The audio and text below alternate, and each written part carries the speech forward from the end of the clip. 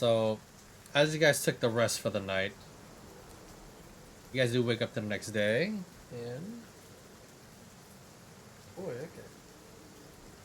Oh, I forget this.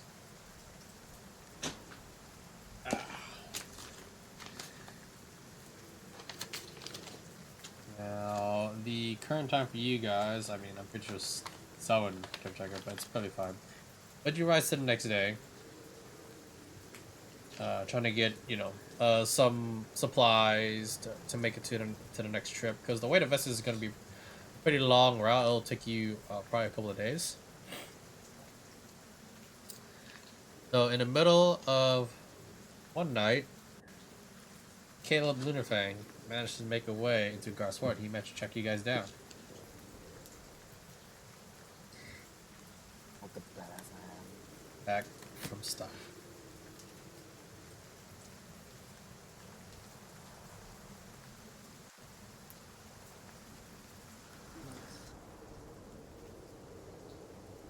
Oh. Hopefully if I raise y'all's volume. Alright.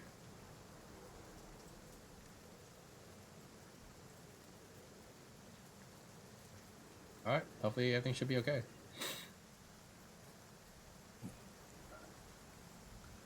Hi, dog.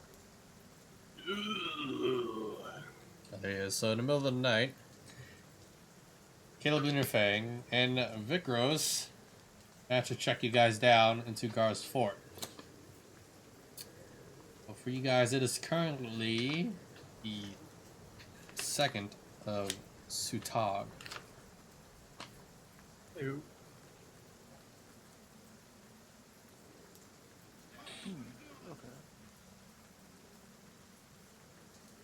Okay. If you would like to keep track of time in here. Your little handout, which you guys can all edit. Thanks.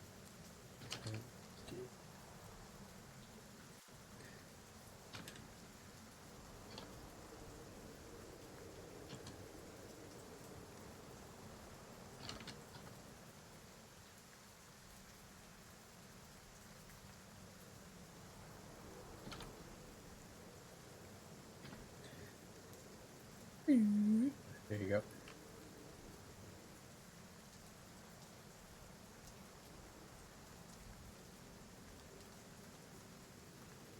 So you want to pop a ticket for other people?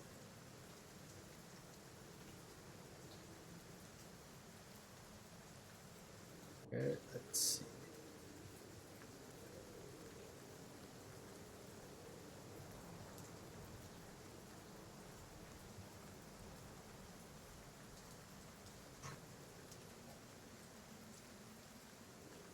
Alright, let's see. Alright, Perkins, you're not 3 tickets. Others, you pop a lot of tickets for other people. You get yourself guilt tripped a lot, by the way. Just saying. Yeah, paranoid. So this is why I say for you guys to like not fuck with each other so much. This is what happens. So be glad, you fucking cynical fucks. Anywho, Oh god. hope you're happy with yourselves. All right. I think roll 20 is probably being a little bit shaky. All right. So Dirk goes off doing his own thing, but Melody and Axon, you guys must find Vic Rose and Caleb in the middle of the night. Yo. Greetings, friend. Hello. Where have you two been? And Vikros. I look at you and I kind of put my hip on my sword and say, I had a few things to take care of. Okay. Your hip on your sword? My hand on my hip. No. How have you friends been?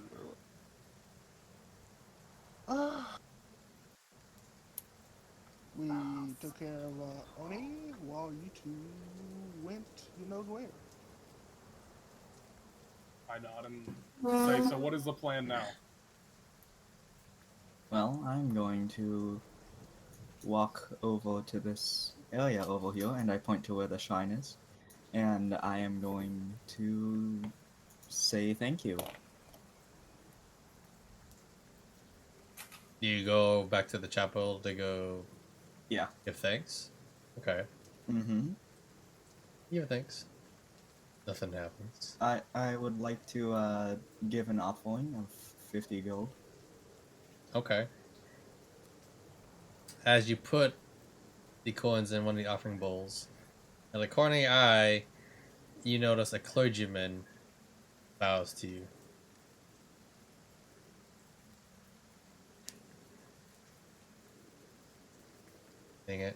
Anything else? No. Okay.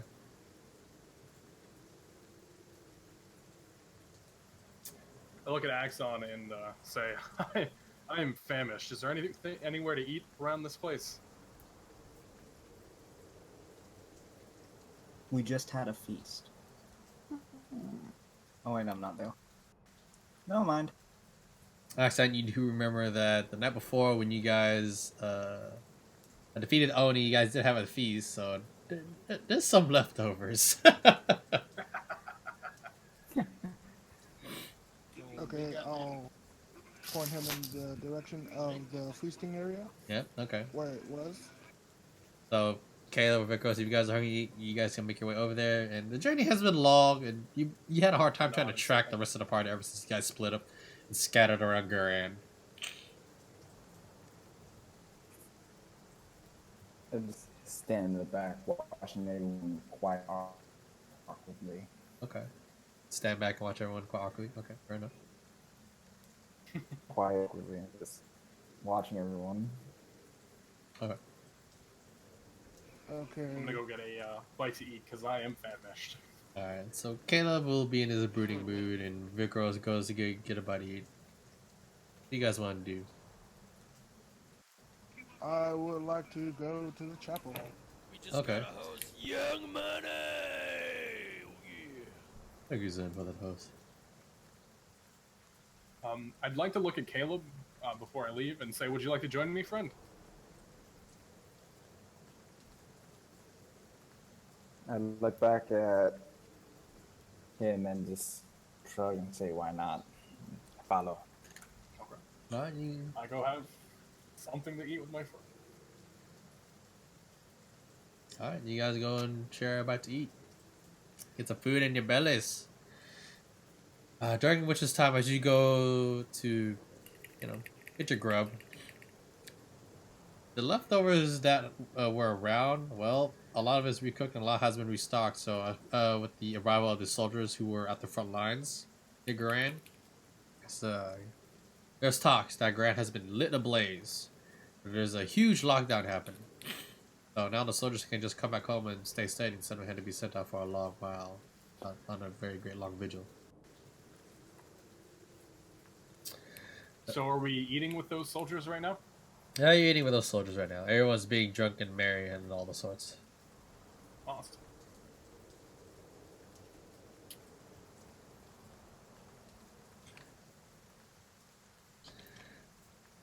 You also managed to hear that the kingdoms of Vestas, many of the noble families, there's a lot of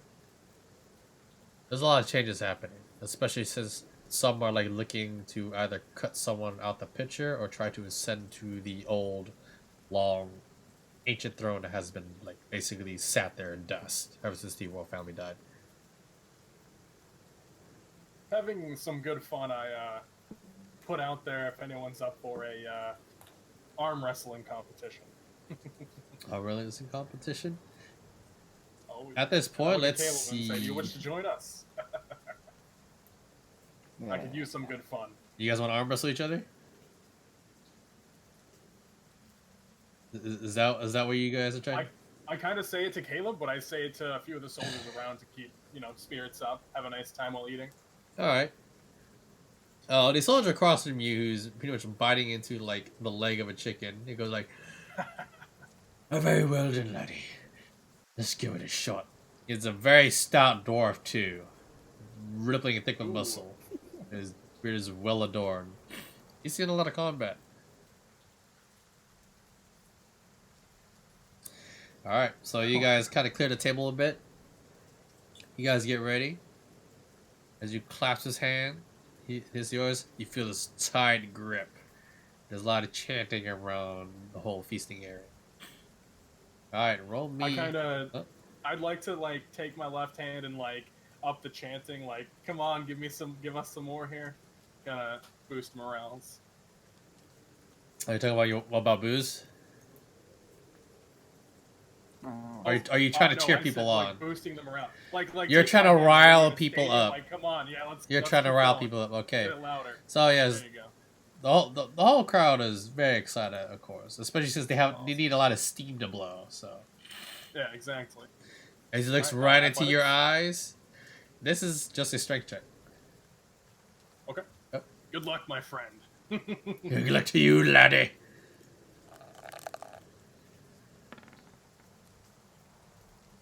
As you both are struggling at the crazy point, right in the middle, as his hands are going, whoa, and he's struggling really hard. You got him pretty good here. All right, next roll.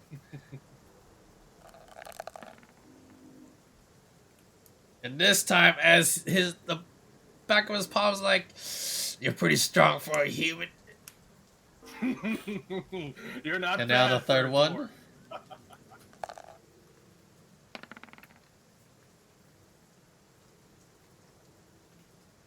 Oh boy. Yep. That took him down a peg. You bam! Slap her on the table. Ah, me arm. Oh, you're lucky, laddie, after I got back from some fighting. You got a good Punch him arm in the there. shoulder and say that was enjoyable indeed. Is there anyone else that wishes a challenge? Alright. I would like to sneak up behind the gross and suplex him. You want to go behind and suplex him.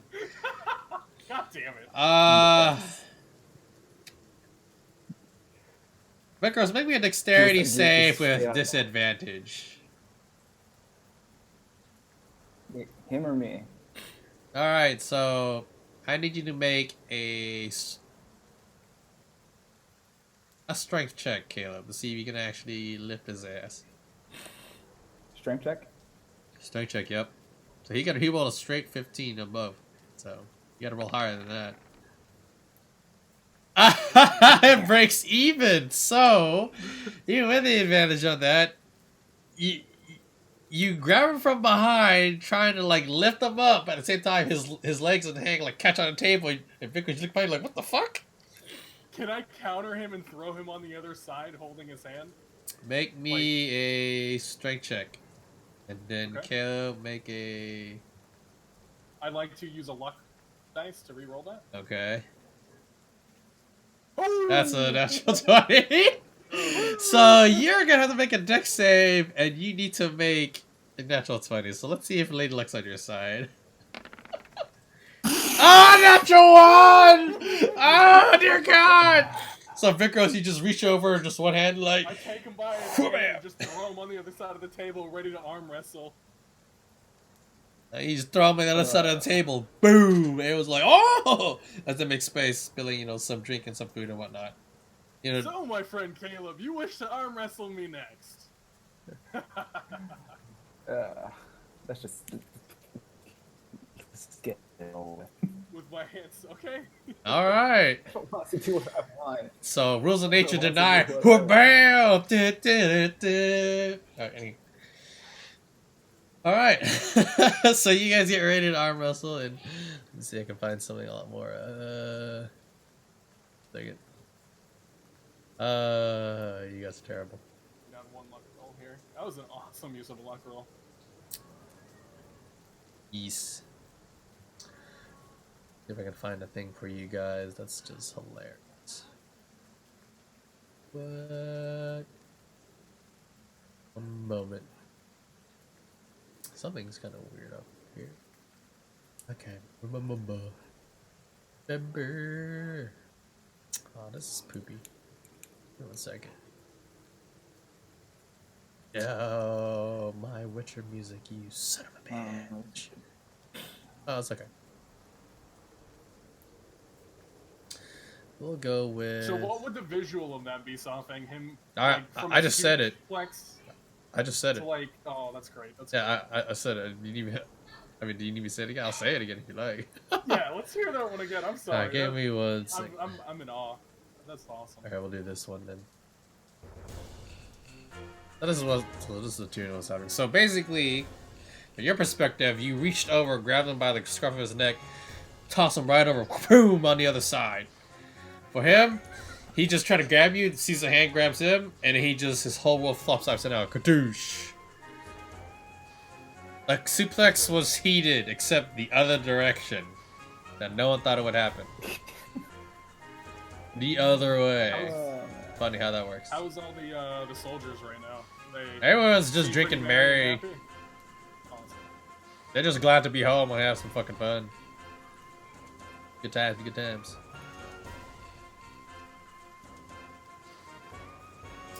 Alright, so you two are ready? I'm ready. Both of you make some strength check rolls. Yeah, baby.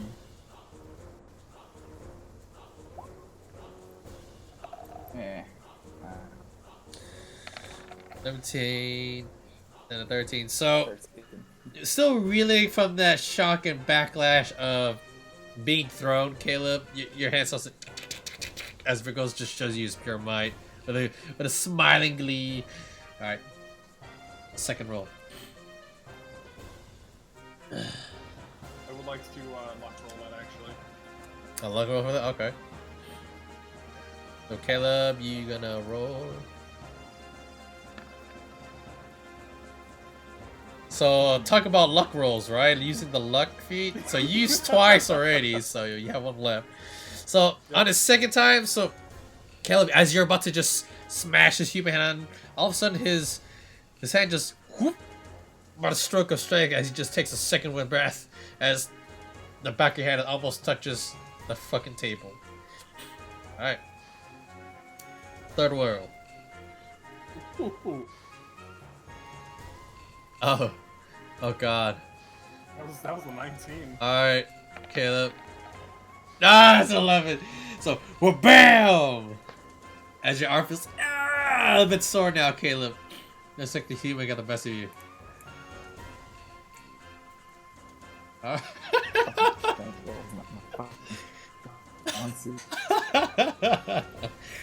I look at Caleb and say, "Someone bring this man a drink. Bring my friend a drink." So, ALV.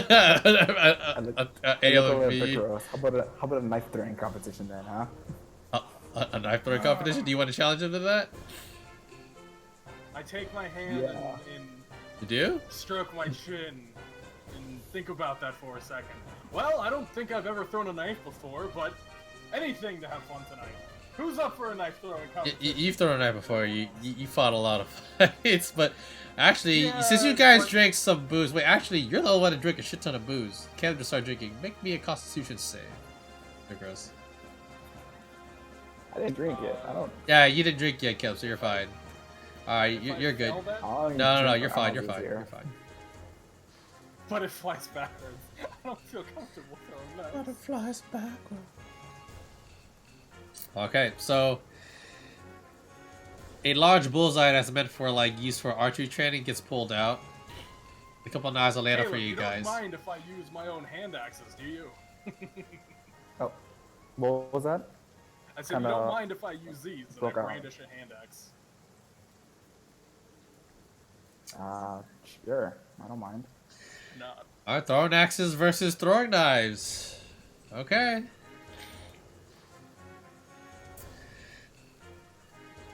Let's see. Okay. So who wants to go first? So, you gonna do the attack rolls or? You're gonna do a dex check for this. Dex check. Okay. Yep.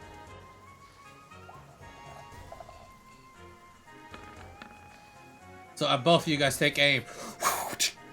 As the hand axe is trying to make a curve, it slowly tink hits like around like the middle bottom edge, And then, as with Caleb's dagger, hits on the bullseye.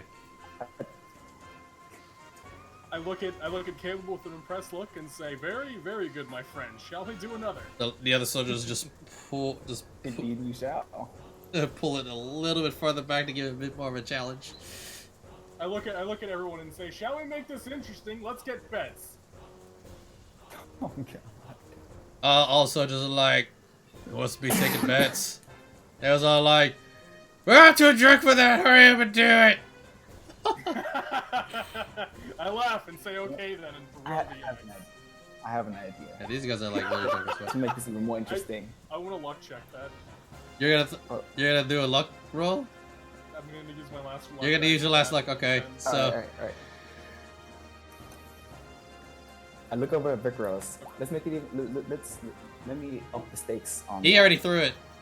I just loser. no. I said let's do some betting, and then I turn around and when they say they're too drunk, I just throw it. Yep. Yeah, and I'm saying the losers. I was gonna say the losers shall pay the next string for the whole lot.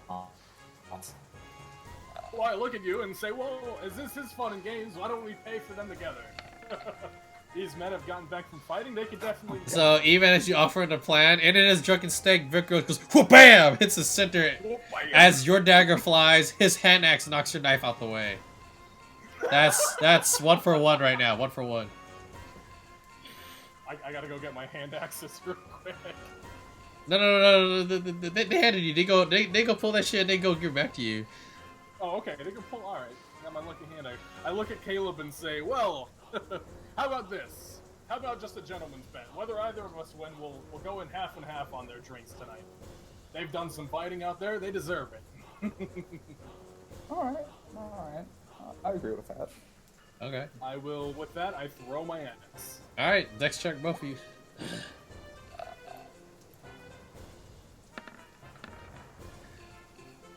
Come on. So again, as you try to do your graceful throwing knife, again Vic goes. He hiccups, and as he hiccups, he leans a bit further back than he meant to do, and he throws his axe, and literally it just smashes your knife out the way, and then, and then like the dwarf who's holding the target, like, hey, what's it? Ah! He falls on his ass, like I was about to in my chair. And everyone roars in great excitement and much celebration. They good. I look at the rest of the room and say, "Drinks on us!" Alright. And drinks are shared all around.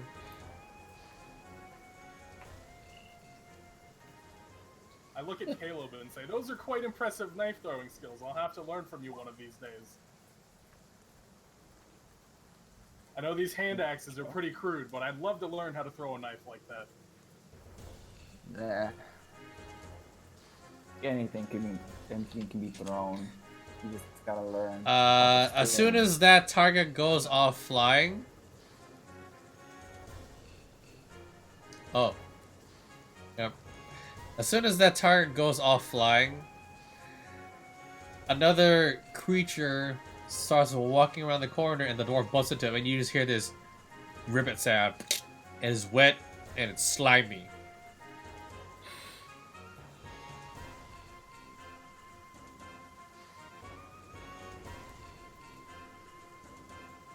I yell over there, "What was that?" It's probably just the wind.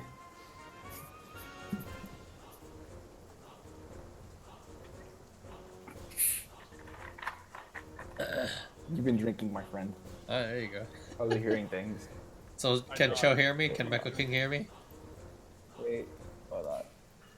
So when you hear this ribbit sound, this squish of the ribbit, the dwarf and the target landing on it, Vickers, you're like, huh? And Caleb, I don't know where you see the slight figure of Chobar Grog. Now, before we continue that, ladies and gentlemen, now, how did Chobar Grog get there? Well, let's take it back here real quick. Just real quick. Right, let me see if I can find it.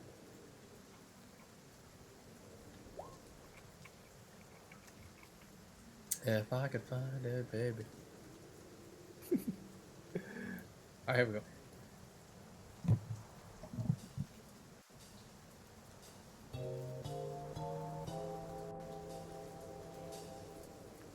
So, while in Belshire, Charburg was up to his crazy experience once more, taking the specimens and body parts and blood of many creatures, even willing to go through odd rituals to see if he could commune with the souls. Or just take the essence and just dump it somewhere. Of course, no one was able to stop him this time. Not Ire, not Caleb, not Melody, not even Axon. He was free to do as he pleases. But Chad was too busy trying to run the city as well, being part of the council. And through the use of one of the crystals and body parts that the Iron Tide group members brought him, well, in the creation of this potion, it glowed with an odd light out of nowhere. Boom! So, not many people heard it, but they saw the Croak and Tuck shop jump for some reason. Of course, people outside of the shop are like, he's doing something weird again. And as we fast forward to that, Choba Grog was just lost of time. He did not know what was going to happen. All he saw was darkness.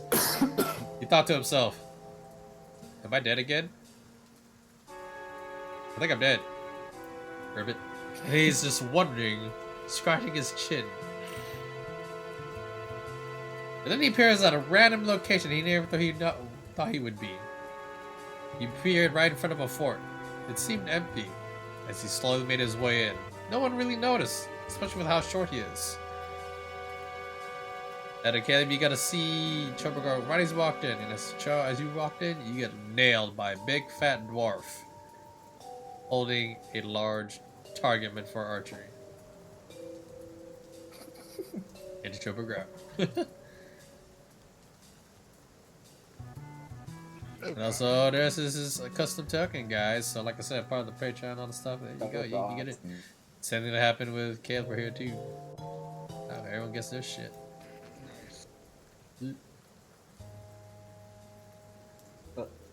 I look at Joe and look at the floor for like the nearest rock, and I try to take a rock and throw it at him, see if he's real. You take a rock and throw it at Joe. Roll me a dex check. Just to see how bad you nail him. Okay, you can't nail him lightly. It hits him on the shoulder. So Cho, you get like this little bit of like gravel, just whoopam at the shoulder.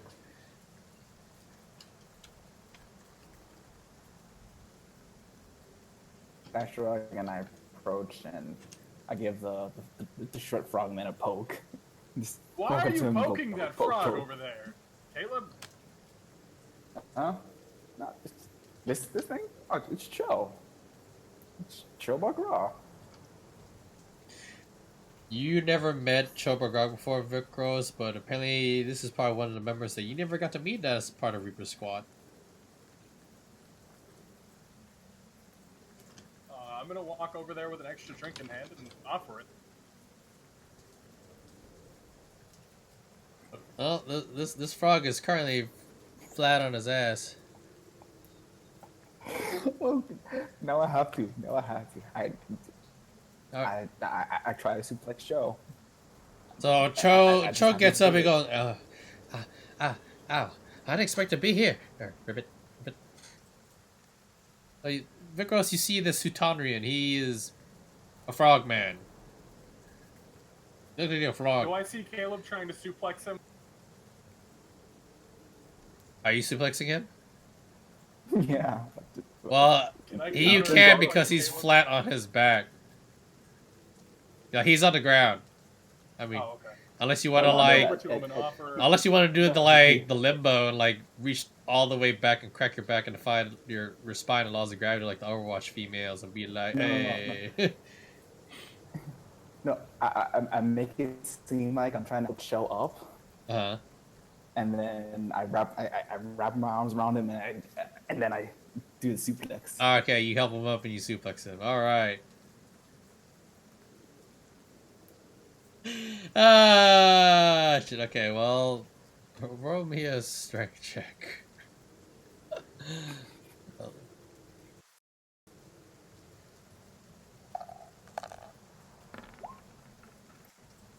As you, God damn it.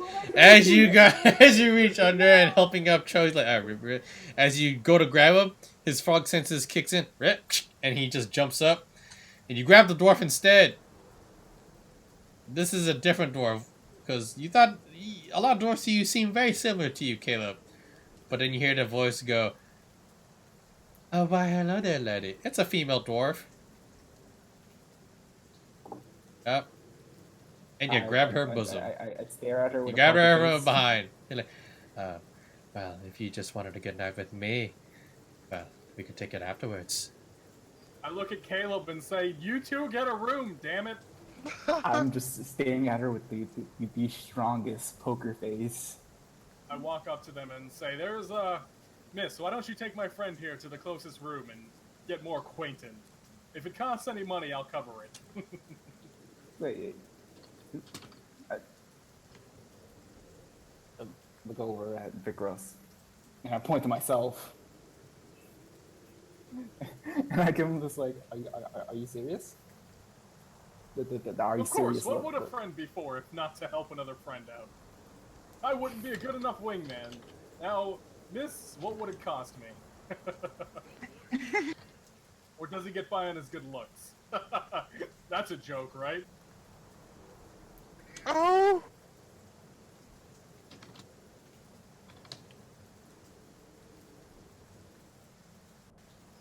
Oh damn!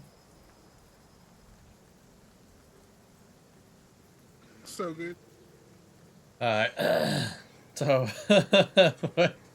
what did you say? I'm sorry. I walk up to her and I'm like, "What is it going to cost for you to take my friend into another room?" And I said, "Unless you can get by on his good looks." And that's just a joke. She just smiles and then like she turns around. Oh, it ain't no price. It's all for free. She just grows and just grabs his crotch. She just feels him up right there. I straighten myself up, I throw my hands up in the air, and I do the fuck shit I'm out. So you want to try to move while she like grabs your gonads. Would you like to have broke dick syndrome today, good sir? Would you like it to turn to an L? Would you like to hook penis today? I take Caleb by the back and say, shall we give him some So you want her to let go, or are you trying to like come somehow get out the stealthy stealths? Pick your choice, Caleb. You want to persuade, or you want to just somehow just like let loose the hand? I'll try to persuade. Roll persuasion. This is probably not gonna work. Wait, do I see he's in pain right now? Does this look painful? It's not painful. He's surprised. That's what you see, Vikros. He's just surprised. I mean, Oh yeah, I'd be surprised too. he just has his whole package just like grabbed. Okay, so like, how do you persuade her? What does Caleb say to this female dwarf warrior? Mind if I roll a counter persuasion? I have a fiance. Okay, she's like, oh, I'm sorry about that, lady. No, Well, you no, shouldn't no, have no. grabbed my chest then. But shame on you. And then she It lets was- go and slaps you on the ass. Can I roll? That's It deception. was. Or can I roll a persuasion to counter that? Oh, what do you want to say? Well, I'd probably say he's just kidding you there, and it's his way of breaking the ice. He definitely wants you. Okay, roll persuasion then. I will. No, before you said it. Okay, so before, like, she goes like, you had too much to drink. So she looks at you, I'm how about much to mead throw you a had. Knife. At I mean, the I am Russ's holding two feet. glasses of meat in my hand right now. Okay, so you threw a knife at his feet, what? Yeah, the right thing I've done is I throw a dagger at him.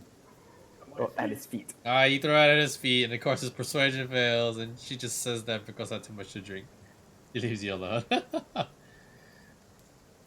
I'd like to wrap an arm around Sho and take him inside and offer him a drink. The frog. Shall we get acquaintance, my froggy friend?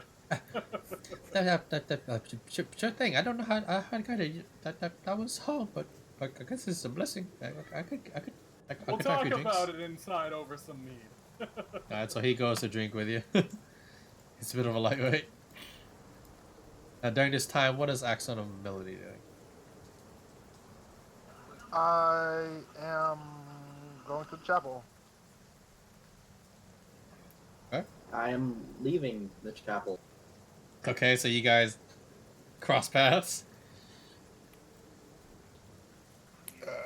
I ask, I as I am passing Axon, what are you doing in Nipple?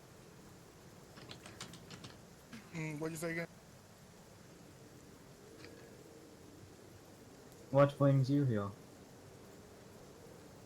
I think I'm finally gonna pledge an oath to Norden. I think it's about time I found a deity. Alright. Good luck. Thanks. Saw. Huh? Where are we currently? You Goes are on the borders of Garan and Bistinia. You are in a place called Garsford, which is owned by Jikov Bakon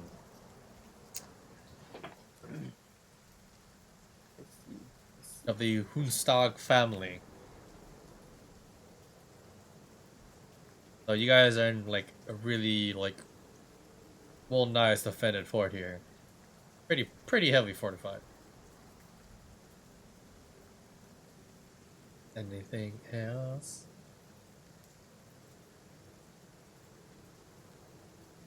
I would like to find the rest of our group as Volvo goes to the shrine to pledge his Alright, loyalty. so you're gonna go. You don't know if he's pledging loyalty or whatever it is, but Melody, Yep. you go and find the Just rest of your told me. group. Oh, okay. Yeah, fine. Hold on, something. Stop. I'm gonna start slowing down my drinking, basically keeping up with Cho at this point, so I don't completely shit-face myself. And that is perfectly fine now. 1 second.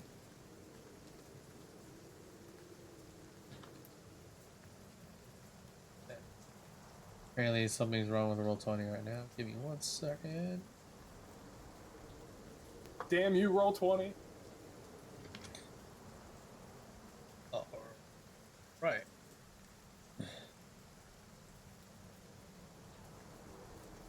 Alright, so Melody, you're gonna you go to go find the rest of your party members. Alright, Axon, what do you wish to do? Okay, I would like to walk up to the Shrine of Norden,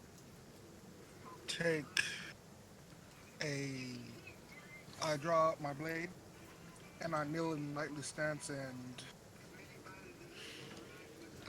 talk to Norden, basically. Now you go to the chapel. How do you try to commune with Norden? Okay. I don't know if I'm a good paladin or not. I've messed up a lot So in my time. tell me, Axon, are you standing there looking at his statue, the chapel, the offering table? Are you kneeling down? Are you sitting cross-legged, trying to meditate? Do you light a candle? Do you speak a clergyman? How do you try to beseech this deity? How do you try to commune or praise or reach out to them?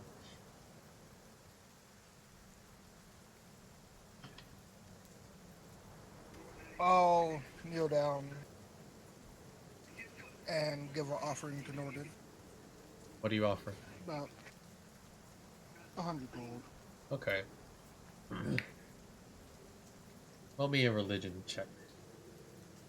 With advantage. Okay.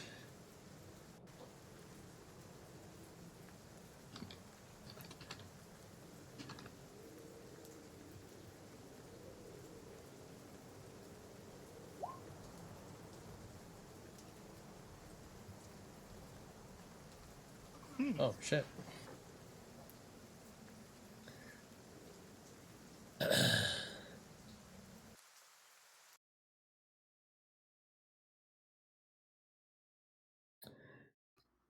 At this time, the rain starts to ebb away as time seems to slow down.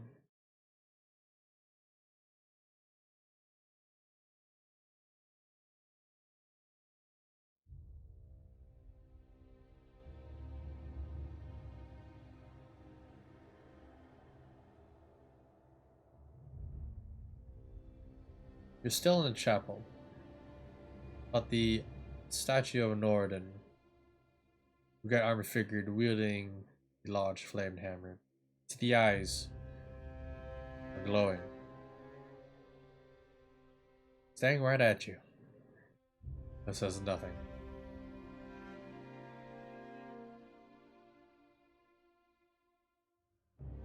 And so, at last, what do you ask?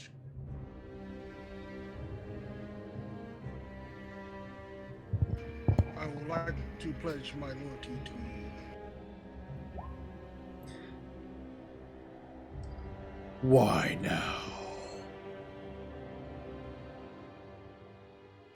I think it's finally time for me to have chosen. I think it's. Hold on, let me think of this. I have found that you are everything that I look up to. You embody justice, honor, and strength. Those are the main goals that I strive for.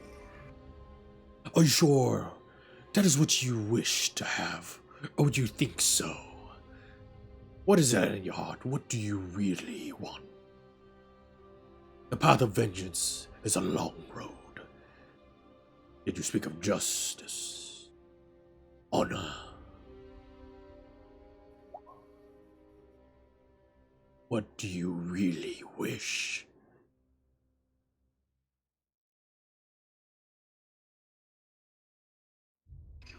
What I really wish is to have the power to get my life back.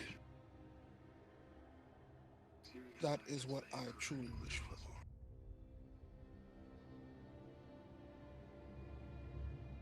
So what do you swear as an oath of vengeance? You wish to claim back your loved one.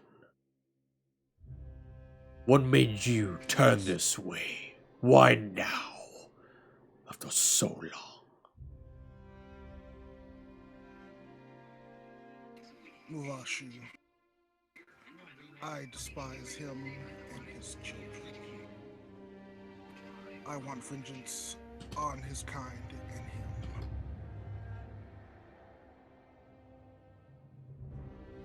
Is that so? Tell me what it is in your heart. Tell me more than just one.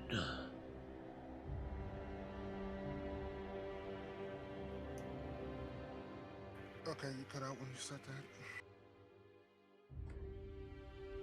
that. Tell me truly everything of how you feel, what you wish to aspire to be. Out of something so simple. And as he speaks that, the room changes. Large torches of fire are lit around you. As you hear the hammering of many forgeries, anvils, hammers, flames being stoked. In the great darkness, a fire emanated.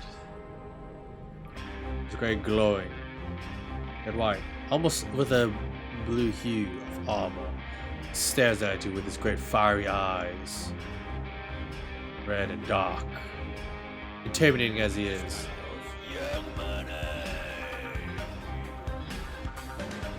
You see Norden with his hammer at his side.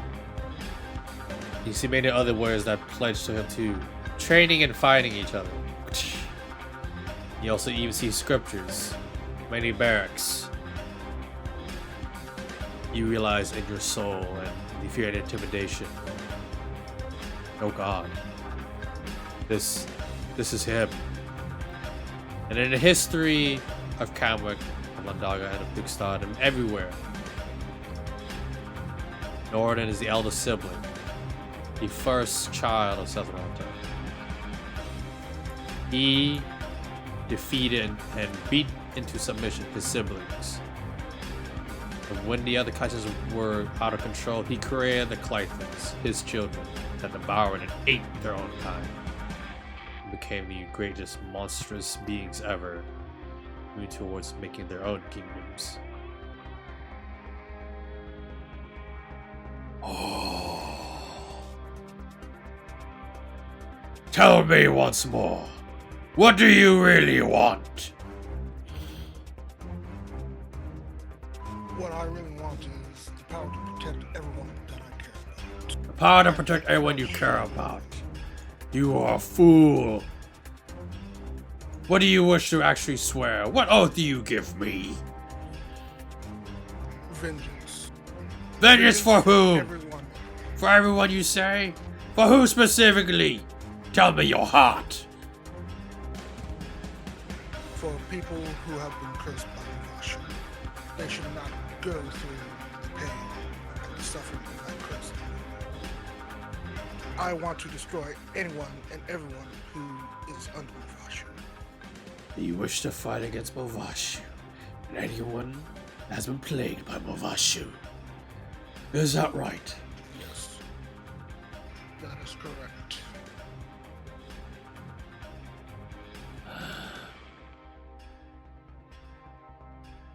Is that so?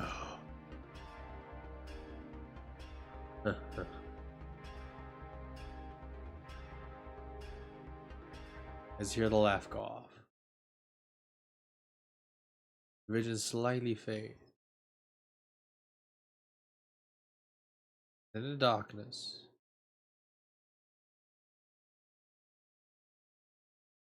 you hear a different voice.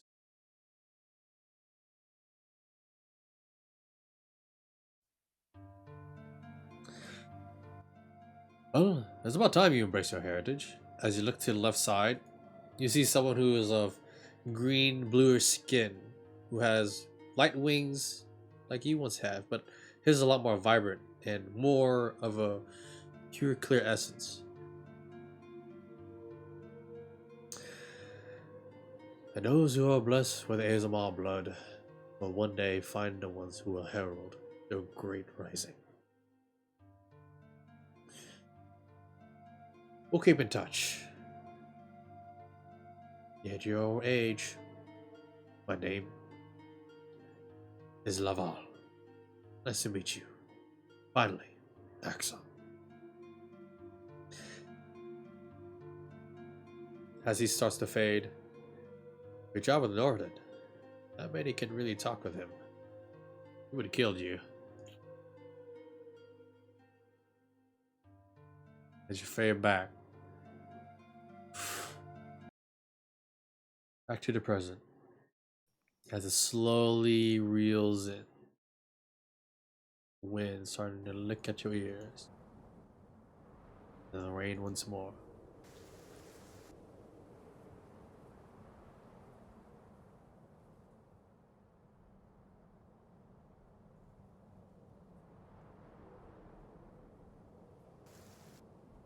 Oh shit.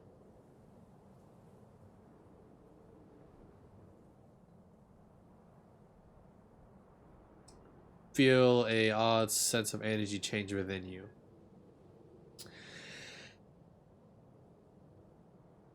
Roll me.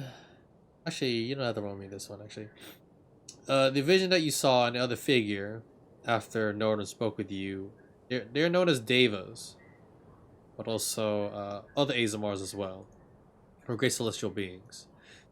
But this fellow, this Deva, those who inherited the Azamar blood usually have a guardian. Say a guardian angel, but in truth they are. none of Azamar are chosen, or have those related to them from the past for when blood is mixed, or before then. They tend to teach young Azamar the ways of the righteous, depending either they choose a more fiendish way or the more celestial way.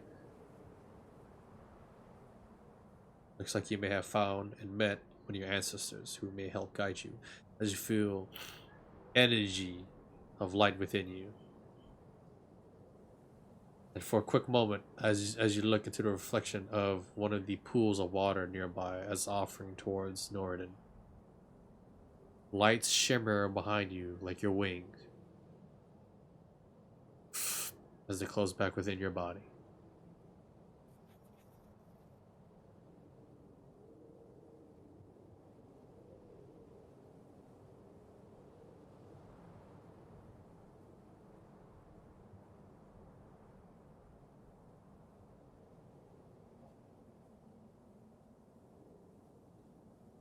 Okay. Is there anything else you wish to do? I'll stand up and I'll bow to the statue of Norden. As you bow to the statue, you hear a slight chuckle. The feeling of being finally approved or something.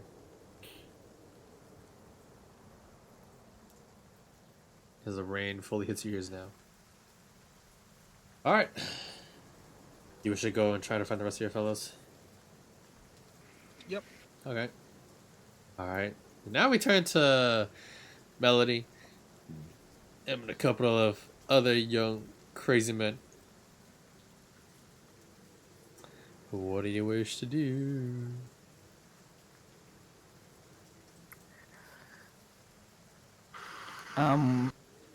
When I get to them, what are they doing? Well, what is everyone doing? Everyone, you managed to catch Vikros shoving ale down. Shoving I'm ale not down. I'm just offering. Shoving. There just happens to be a lot of glasses of it nearby. Shoving ale down Chobergog's throat, and he's like, ribbit, ribbit, ribbit. He's taking a lot of. He's drunk a lot of booze already. Yep. I'm just throwing knives at the target that's still there. You want to just keep throwing knives? Yeah, I'm just Okay, throwing the knives at the target. that's fine. So Melly's, you just see Vikros and Chobergog having a good time, and Caleb just throwing knives.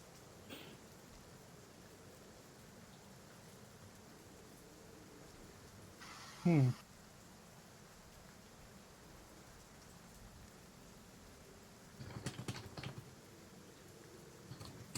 just got a hose young So Melly, what do you want to do?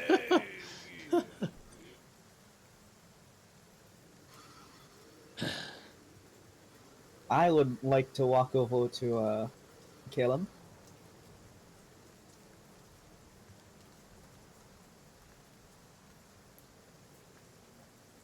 Okay. Caleb, you Okay. see Melly start approach you.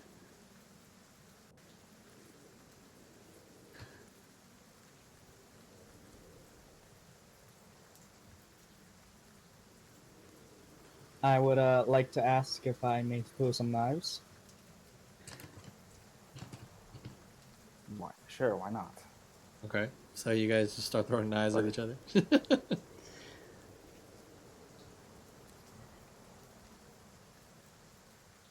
Wait, you said at each other? With each other?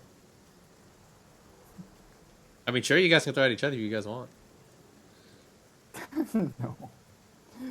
No.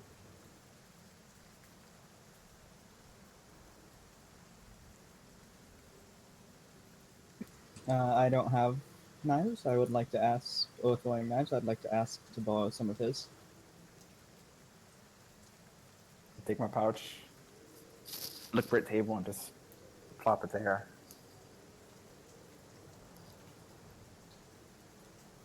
My pouch of throwing knives, and assortment of other throwing type blades. Okay. You share some of the throwing knives. Let's see if I can do this.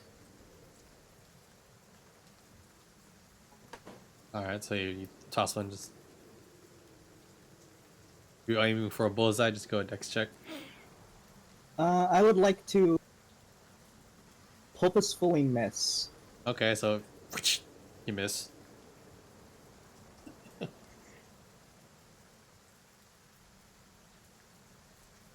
As you throw the knife carelessly at the target. I'd like to grab like a handful of knives Okay. and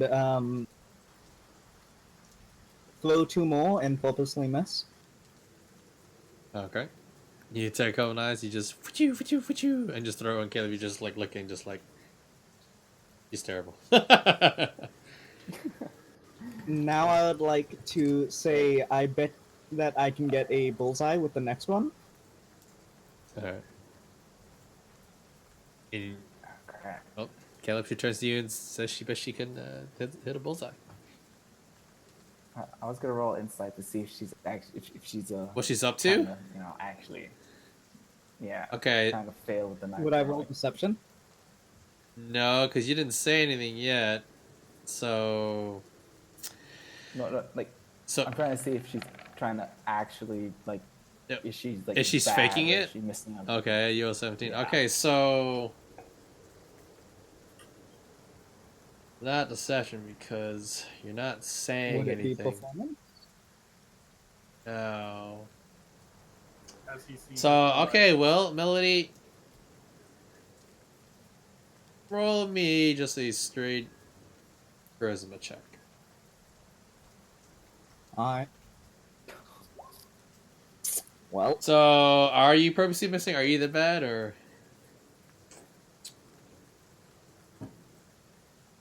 What are you... Are you purposely missing? I'm purposefully missing. Okay. So... Caleb, you get the idea that she is being a bit playful, and you've seen her fight before. She has the aptitudes of a rogue, but she is trying to signal you with something. But you have an idea, but you don't know. But she's definitely missing, on purpose. You know, he has seen me throw daggers before, but he's never seen me actually hit anything by throwing daggers. Okay. Alright. I'm gonna try to go for a bullseye. Okay, you go for the bullseye. Okay. And I look at her while I throw the dagger. Not looking at the target. I just. All right, Caleb, you just look right at Melody and just ding, bullseye. Okay. Okay.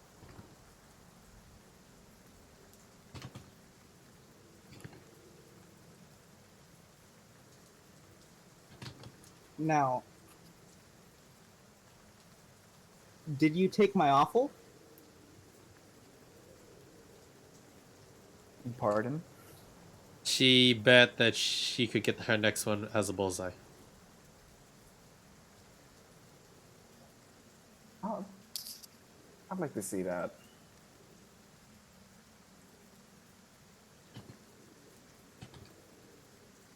Okay. Well, Okay. So out of the knives that I have, I would like That to are mine. drop them on the floor, okay. except for one, Okay. and I would like to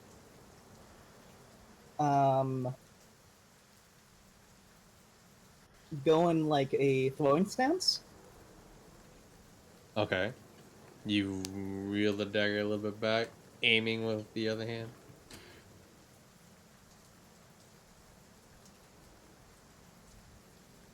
I'm just looking at her dropping my knives on the floor instead of putting them back in the pouch. I'm looking at her and it's like, really, bitch? Like I'm switching from the knives on the floor back to her. Just Okay. So, Melody, you gonna throw it? Now I would like to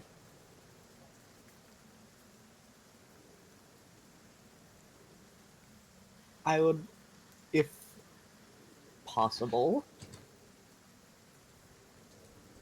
I would like to throw the knife, catch it with Shadow Leech, and throw it and shove another one with Shadow Leech in the bullseye. So you want to throw 2 daggers into the bullseye? My Shadow Leech will be carrying a dagger, Uh-huh. and it'll stab in there, and I will physically throw one, Okay. and hopefully my Shadow Leech is able to actually catch that. So you want to use 1 dagger to stab or 2? Because I got She's the throwing with I- one to feint it, Uh-huh. while she's using her shadow reach to put the dagger into the bullseye. Okay, so you want to fuck up your first throw, but then Shadow Reach just drives it in there. Okay, well, give me a dex check.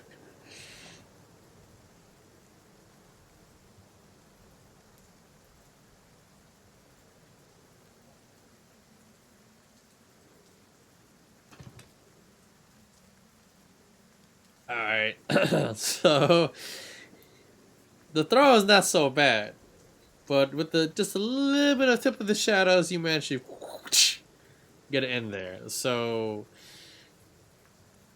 Caleb, I need you to make me a perception check to see you pick it up if she did will the shadows to that dagger.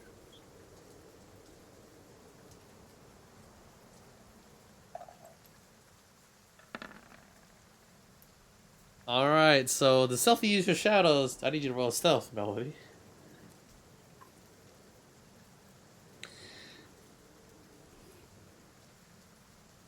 Alright, so you thought that the throw was gonna really fuck up hard, Caleb. I don't know where it just changes trajectory. Whooting! Right there. Right in the bullseye. You're like, what the fuck? I would like to take a bow. Okay. I do a golf clap. Okay, here you go. Even though she said she'd bet that she would get the bullseye, so there you go. I will like to take my earnings now.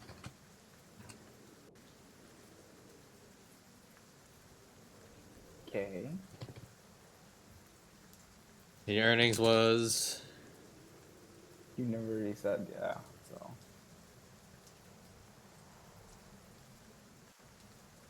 I don't know, 20 gold. Not a lot. there you go. Alright. There you go. There you go. Throw a little pouch at her. Pick up my knives. Okay.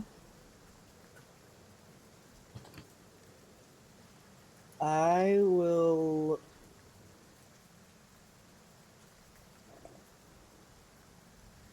How wasted are these guys surrounding me? They are pretty down under at this point. There's a lot of partying going on. They're going on for a while.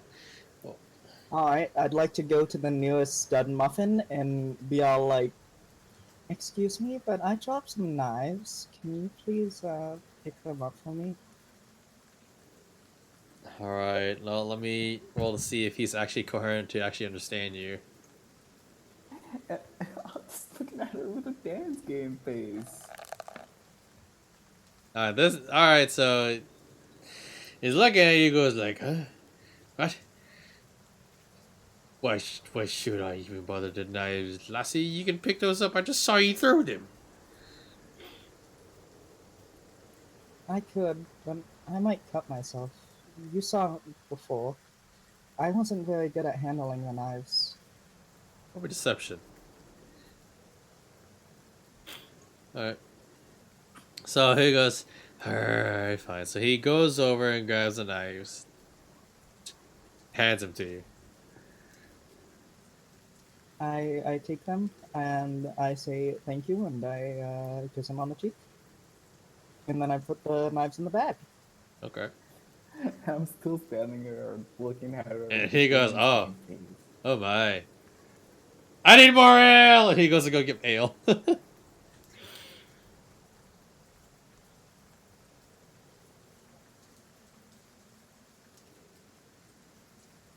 anything else? Can you hear that happening? Well, you're more along right the big crowd of people who are drinking booze and spending merry time with Cho. Rickross. Oh. You can't hear it under the sound of Cho drowning in alcohol. Yeah. I yell at Vikra saying, "There's a chick over here who can throw knives better than him." There's a woman who can throw knives better than me. Roll me Constitution saving throw. But gross with disadvantage. You drinking a lot. Okay, you're down. You're like, remember me. If I failed, You failed by 1 point. Indomitable might. I'm gonna use indomitable might to re-roll that fail. Okay, indomitable. All right, go for it. Ooh. So as like the boost is like, so use your indomitable. My honor. You've used all your luck and you use your indomitable. All right. There you go.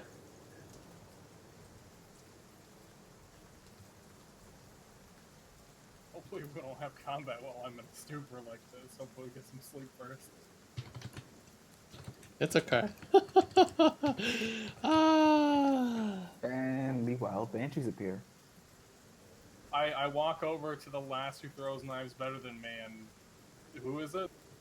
I point at Luminara. Melody. I look at her and pat her on the back and say, "Wonderful job. Have a drink." Thank you. And I hand her a half drunken thing of mead. Okay, you had her half a drink. Thank you. My I God, and so you should greatly teach that guy how appreciate to throw this. a knife or two. I'm not Yes. throwing any hand axes. I'm gonna hurt someone if I do. You know, I'm kind of like. perhaps you can swinging teach him back how and to forth at drink, this though. point. I thumbs up with my eyes I closed. take my pouch of knives and I hand it over to Vikra. Yeah. All right, I'm gonna Try throw. again. Can I do a double attack saw at the board with the knives?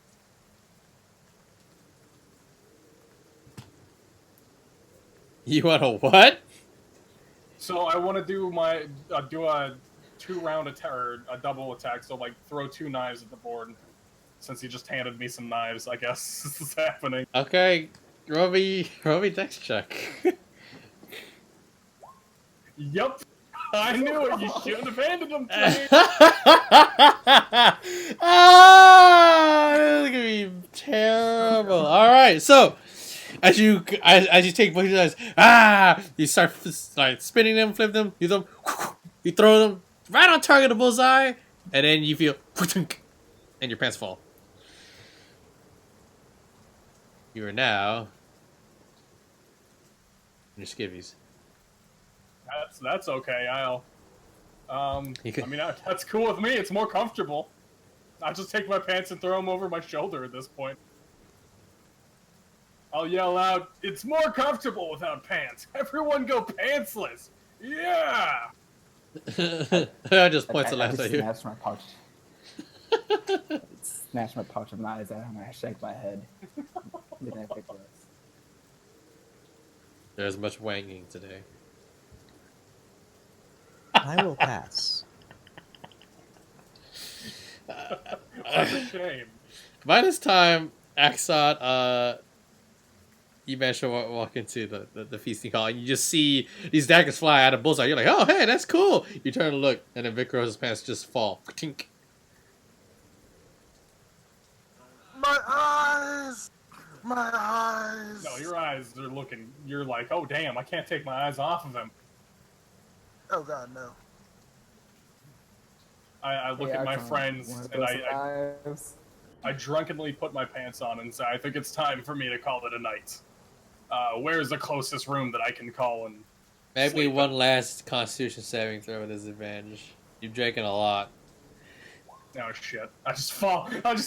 My As you go like, my duty is done.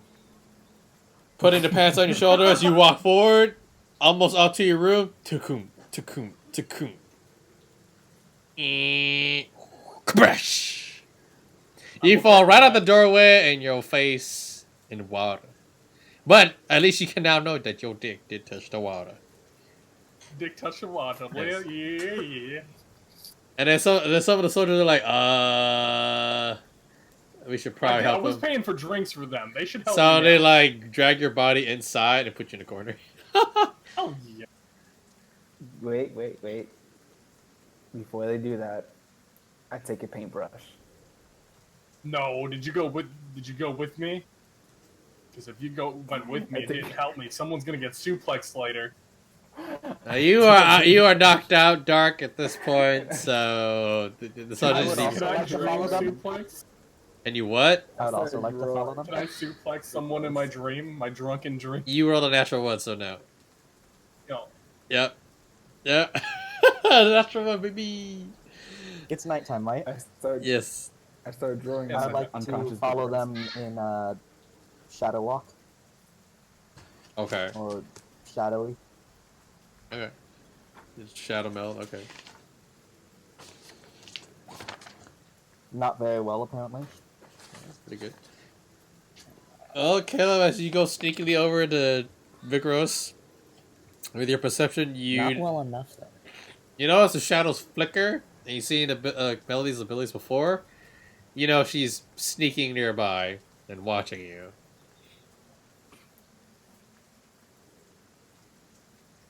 Still want to go and take a paintbrush and... I resume painting on the unconscious Vigorous. what do you paint on him? What are you doing? I'm just drawing on him as he sleeps, and then once I finish, I look at the two, the people that are gonna help him in. I give them a nod, and I walk away. No, they not too. No, Actually, you see this happening. Like, it's no secret. Like, his body's like right there in plain view for everyone to see. Wait, before I go, I look at the two guards. I give them 10 gold each. You saw nothing. They nod their heads. They give you a thumbs up. Yeah. Actually, you see this whole thing though. As is this. I'm just gonna shake my head and go find a room somewhere. Yeah, I'm gonna disregard that. You just want what?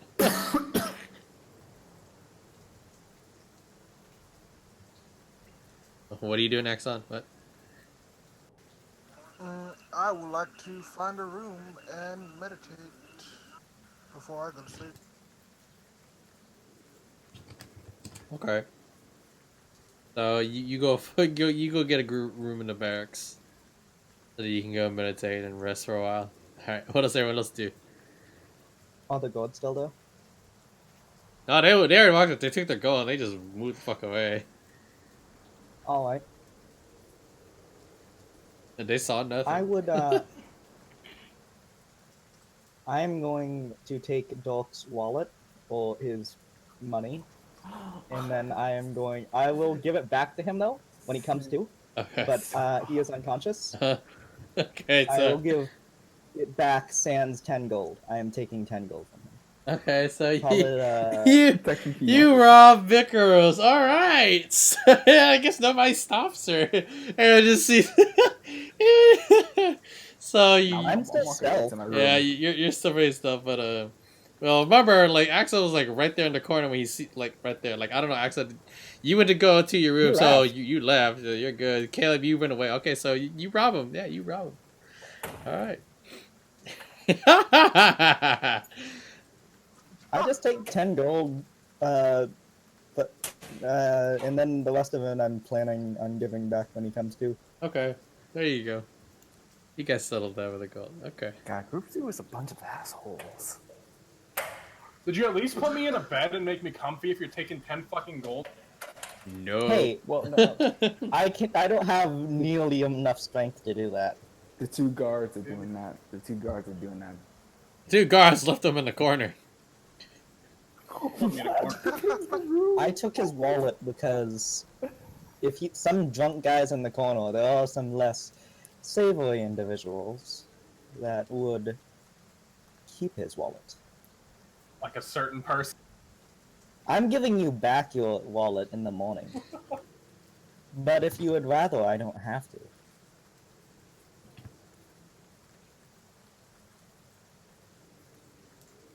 Well, I already left, so y'all can carry him. Anyway, I would like to attire for the night as well. Okay.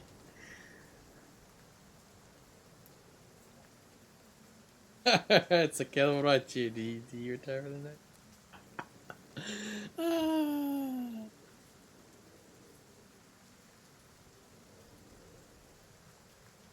Caleb?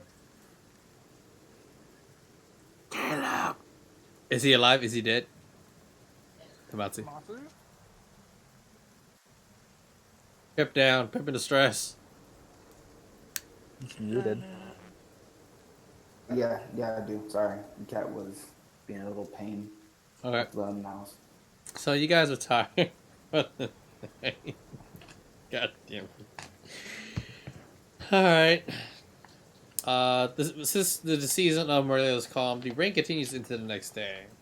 Since this is the fall season, especially for the whole region of Glückstadt. It is now the 2nd of Togir. Oh. You guys are fed and awake. Vicro, since you didn't really, you know what? Roll me a luck check. Roll me a flat d20 to see if someone does something nice for you. Okay, so you didn't get put into a bed. Everyone got really drunk. They thought about it, but they forgot about it. So the other people that are sleeping with you and on you, That's okay. since you had your pants off with part of your armor on, you get 1 point of exhaustion. So you wake up with a pretty bad hangover. So you have disadvantage on your ability checks. But you get your other abilities back though, like your luck points, your dominal and stuff. So there's that. I'm just gonna sleep in at this point then. I'm going back to bed. If you want to get rid of that point of exhaustion, you're gonna sleep until it's like about evening. Yeah, no, that's fine. I'll get up and deal with what I gotta deal. And what do I notice? So are you getting up, or are you going? Are you gonna go try to find another place to I'm sleep? totally gonna get up and try and find someone. You said the Be point like of exhaustion does disadvantage on Ability checks. Skill checks, ability checks. Yeah, ability checks. So it's Okay, it's your skill checks and ability checks. Yeah. I would like to do a perception of what is on my body. Just like, night of drinking, where's my phone, where's my wallet, where's my dog? You notice that, like, your gold pouch is, like, really light. You find your pants.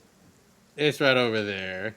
It got a little loose cuts on it, but you can repair it pretty easily and put them back on. But, yeah, your gold's gone. And you look at a puddle of water, like a little mirror of it, and you notice there's a bunch of scribbles on your face. Okay. I still have my Wolfang necklace, right? Yeah, you still have that. Okay. I kind of... You said I was laying in water earlier, right? Is that water still there? A puddle of water? Well, you were dragged out of it, but there's still a puddle right outside, yeah. So I'll just take my hand and kind of put my hand in the puddle and then smear the paint all over my face. Okay. Make it like war paint at this point. You smear it I off. don't even know what it is.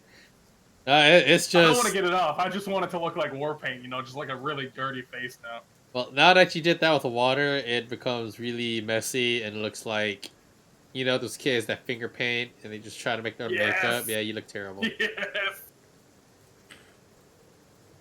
I'm okay with that. Okay, well, there you go then. Alright, I guess I'm gonna go get some breakfast and look for the rest of the party. Alright, so you go... You're not too far from the feasting hall, so... Your nose does smell some breakfast right over there. You definitely see it. Beautiful. Is a dwarf in there? The one that I arm wrestled? Yep. He's over there eating. Oh, I'd like to sit down next to him and have a meal with him and ask him what his name is, because I never got his name. Say that was quite rude of me. So, as you go and activate Chummy and also get some food, let's see what the rest of the people are going through. So, Melody, you wake up. What do you do?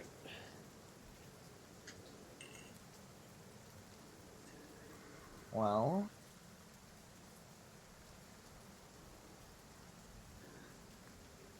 what would I roll if I wanted to know what a hungover guy would do first thing in the morning. Intelligence check. I want to make sure I get some alcohol too to take a bit of the snake that bit me. Okay. One thing for sure that you know, Melody, is it would usually feel if their clothes are still on them and if their money is on them or any other personal possessions.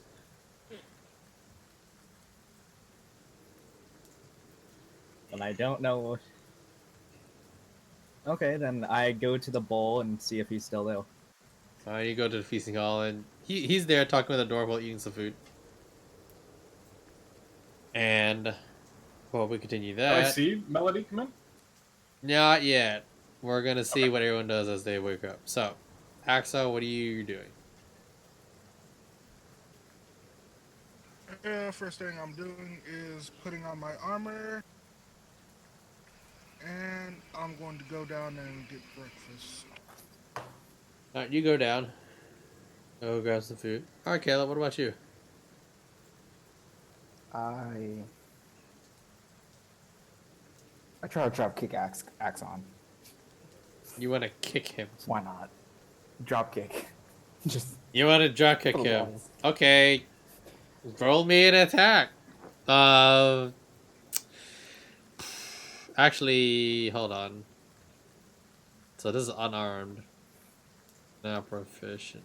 So, roll me a d20 plus your strength modifier.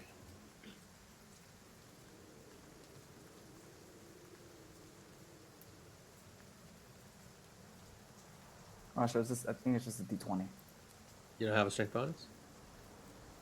I believe I don't. Let me double check that. Yes, I do not. Just Alright, it's just a flat d20. Alright.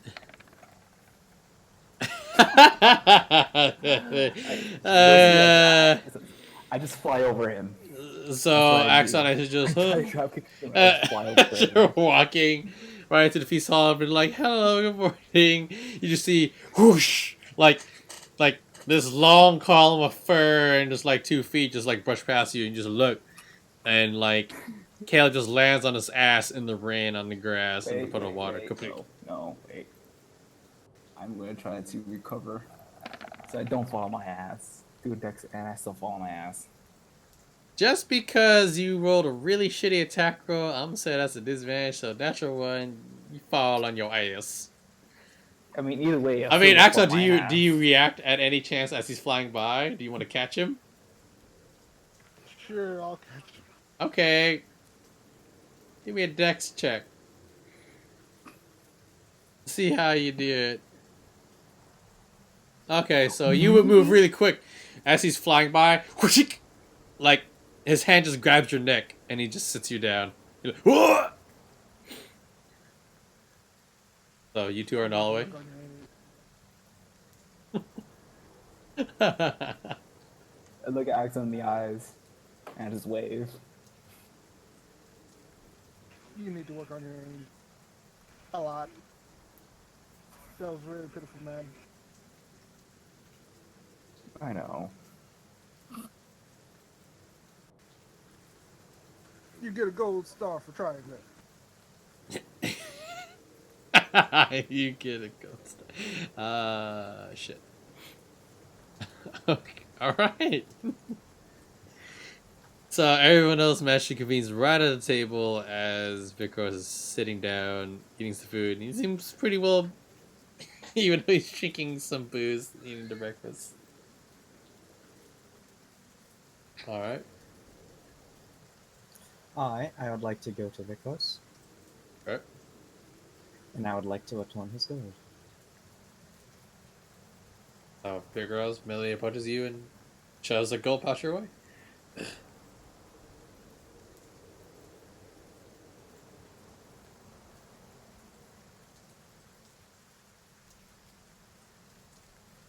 Vikros? Oh, sorry. I look at her heartfully and wrap my arm around her and give her a really big squeeze of a hug, and say, "Thank you. Shall you sit down with me and my friend here and have something to eat?" Sure. Alright. So What is this dwarf's name, by the way? He tells you that his name is Roth Greydew. Roth Greydew? Yep, Roth. Well, pleasure, Roth. Your pleasure's mine, laddie. Oh, that ale. Man, I think I put too much. I look at him and remember. I nod and say, have another glass this morning. I promise it'll make you feel better. Just don't go overboard. He grabs it, he looks at the glass, he dumps it into a tankard, and he puts more in a tankard, and he starts downing it. There we are. It's too goddamn early for you guys to be drinking right now.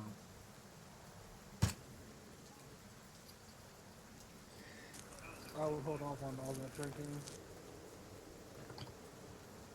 We need to start moving to Vestas. I mean, a flagon of mead isn't as bad as like a glass of wine or anything. It's like what you would normally drink with a meal. By this time, he's had at least 6. In the morning? Yeah, in the morning. It's happy hour every hour for a I look dwarf. at him and I say, It's "My always friend, happy hour for dwarves. you might want to slow down just a tad bit and remember the day." He looks at you, squints his eye. You and your goddamn humans. Give me that! And he just grabs your, like, ale. He just downs it. He's like, yeah, that's what you get. Yeah, but fair enough. Yep. What else do you guys do? I look at Melody and say, what happened last night? I woke up pantsless in a pile. I mean, a standard night after drinking, but Well, you tried to throw knives at the target and you failed and got deep. Caleb, I was talking to Miss Melody, the one who returned my money. I know. I'm telling you what happened. Oh, okay. Yeah, well, you depants yourself by failing your knife throwing. Ah, the old knife a throw pants down Aru. It's a Yeah. classic. It gets them every time. And for some reason you went to you went somewhere with a paintbrush and you started drawing on your face, and everyone was just looking at you weird, and we were all confused, not sure what Well you were done. doing. All right, and okay, deception.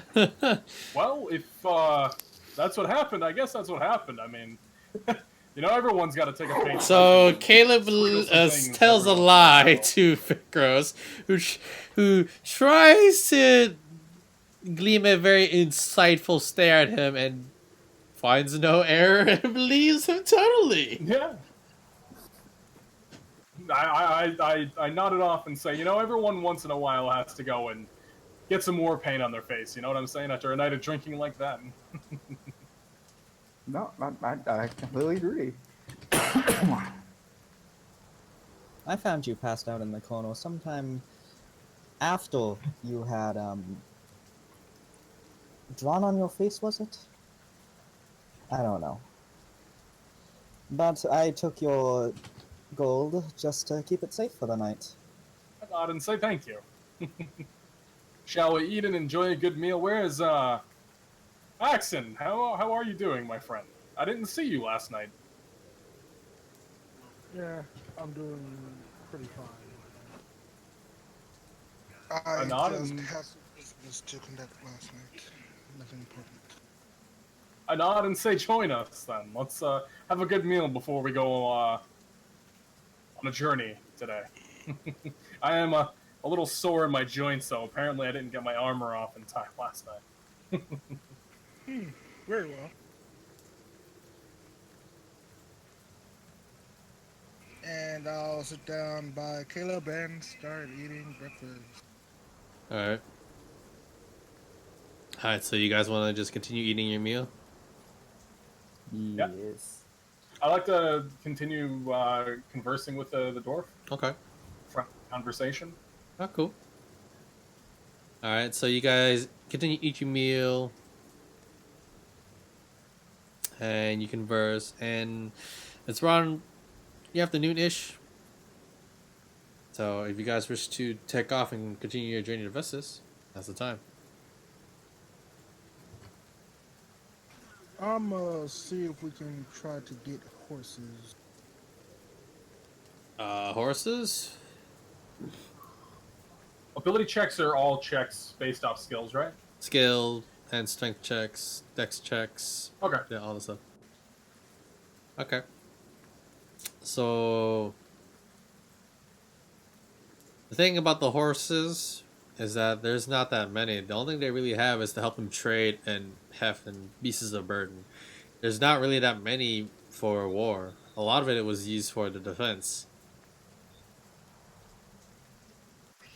The best horses the best horses that you can glean from these guys, and like when you go to ask like Jigov or some of these stablesmen, is that these horses, they are meant to just haul stuff. They won't last long. So if you do encounter trouble, be I was warned. wondering if they could will spare- die in one strike. Can they spare a cart as well? The only person who has anything to travel-wise or cart is Shady. But he's not here anymore. He left while you guys were partying that night. He's gone. So there's no like little wagons or carts? Some car. Freaking shady. There are some carts, yes. You know, but they're pretty there huge. are You would some carts? need pieces of burn to really haul them. he's probably already in Vestas. I look at the rest That's of the party just, and say, why don't we hop on an army convoy traveling in that direction? Just wait until then. Is there a convoy? No, there are no convoys. Ever since that Garen went on full lockdown from what happened with what you guys did to alert them, they are now just stationed fully like fortifying in this spot. They have no intentions of really moving out, only receiving supplies. Maybe we can figure out about maybe a merchant caravan that we can tag along and get paid to That defend would have them as been well. shady. There wouldn't it? was Shady was there, but he left before like right as you guys basically woke up. Like he long left for the I night. guess Yeah. it's time to walk. I say walking is fine with me. I am, like I said, a little tired from last night. Don't expect anything crazy out of me, but if we happen to come across a merchant that catches up with us, we can offer our services to them for a ride of sorts, I guess, and maybe some extra cash. Yes. Sounds like an idea. Huh?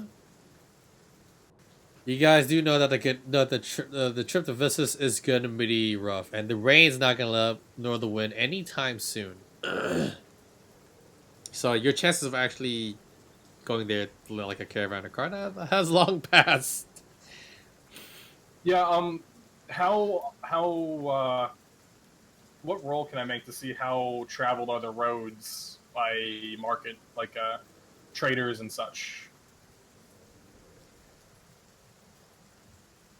So you want to go along a route? Is that what you're saying?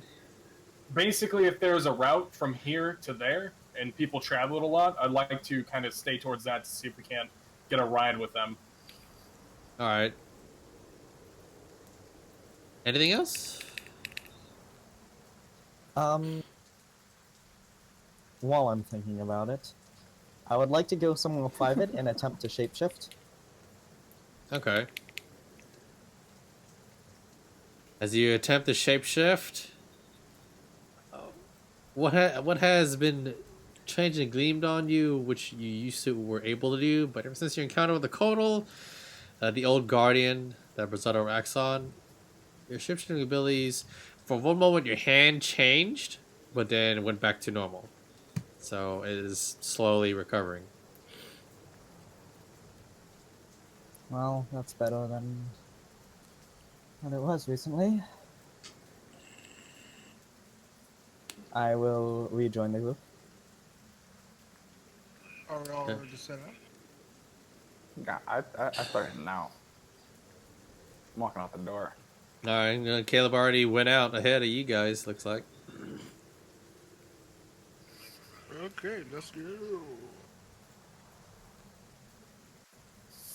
All right. The road up ahead is very murky. A lot of it's also blocked out too, especially with some trees that have like fell over the road. Murky. It's really hard to see. Like even with your dark vision, you do notice that like wow, these roads they're terrible. The traveling conditions suck ass. And going this rain, I mean, it gets really cold. I mean, you would have to find some shelter I and caves ask along the the- way as well. Can I ask? Just the, like home. Do we have a? I asked the party if we have any way to make a tent of sort. I think I do have camping gear. Okay, Sadud, when we stop for the night, can I do a thing or two with a tree? Sure. You wanna Okay. do How a long thing do you or guys two plan to with a travel? tree? Before you guys set up shop. 6 hours and take 2 hours to set up camp. Sound good with you guys? Yeah. Okay, so you guys want to travel till like it's really, really dark then? Before you guys set up? Actually, probably an hour before dark sets to give us time to set up camp. But no matter what happens, or what time we stop walking, sun relation, it'll be an hour. It'll always be an hour before dark sets up camp. Okay. It's a But bad yeah. joke. Okay. Anywho. So, you guys travel for a long length of hours. Exhaustion starts to catch up with you guys. It is fairly cold, and if you guys want to like try to make a tent, you can do that, or you can try to find a cave. There's that too. Well, how I'd like to make this tent is to ask Axon and Caleb to start digging a circle, probably about a foot deep, Okay. and channels in each cardinal direction, and I'm gonna go find a tree that's been chopped over and try and make some lumber out of it. All right. Sure. So Sure. you got a chopping axe there, buddy?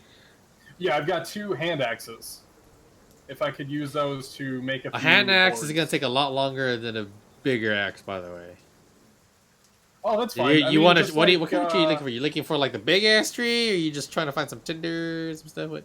No, just enough to make some planks, just enough to chop off a few planks. You know what I mean? So you want to get some planks of wood, like just some logs Exactly.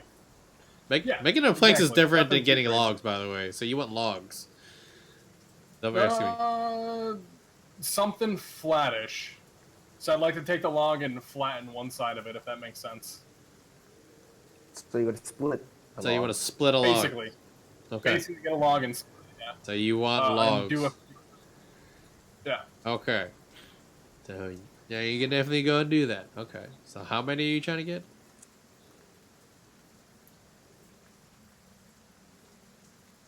Enough to act as a flooring for the hole that they're going to be digging. So okay, so you guys are trying to dig a hole in the ground.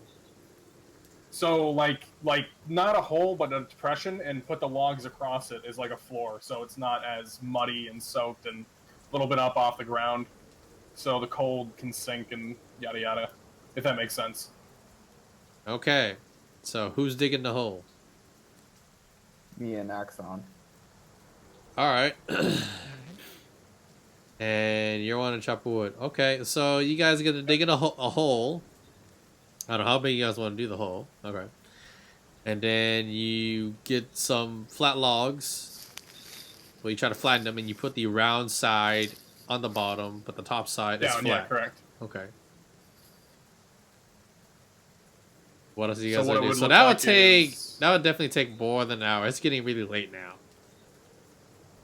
So with the preparation for that, especially for all you guys, how big of a hole are we talking here? Like for all you guys to fit in? Enough for us to like lay down side by side, if we can. If not, I don't mind sleeping while I sit. So standing outside you of it. guys want to dig a hole, put it on the ground, and lay face up with the water hitting you on the face. No, well, if we have a tent, No. we were gonna Yeah, put a tent I- over that. You want to put a tapestry. You want to put a table. Okay.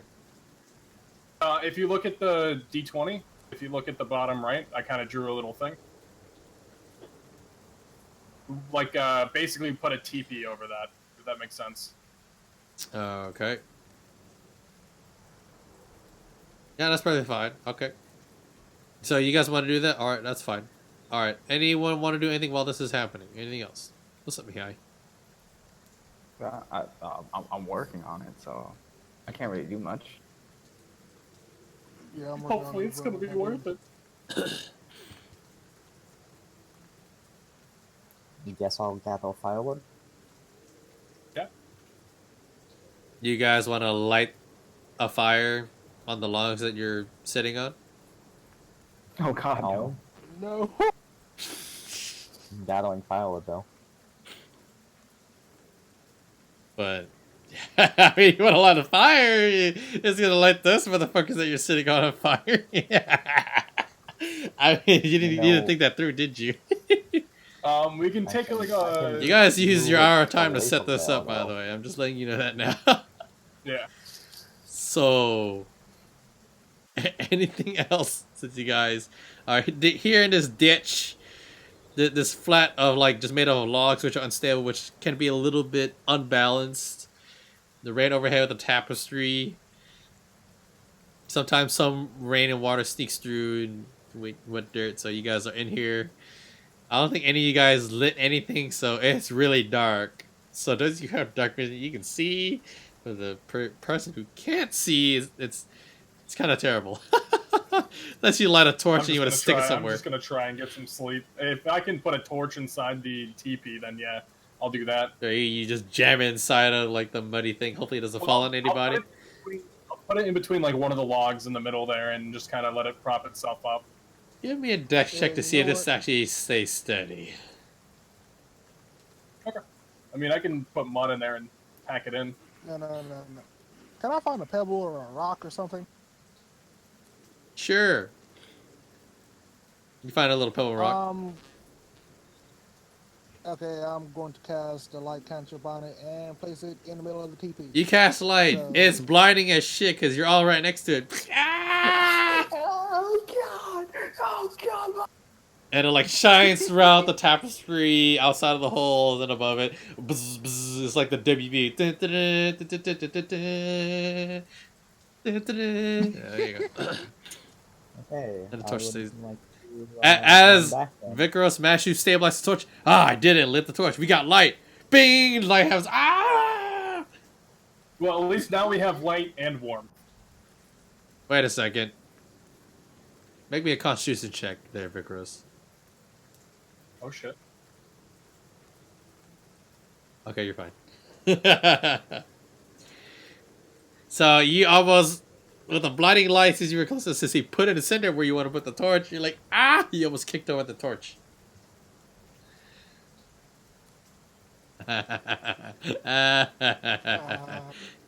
Alright. Good time. So what do you guys want to do now? I'm gonna get rest. I'm gonna sleep for the entire night and not offer to do guard duty. Because I'm a little fucked Am up. I God, dude. back from getting wood? Wait, so you went out to go get firewood? Yeah, I said this. Make me a perception check.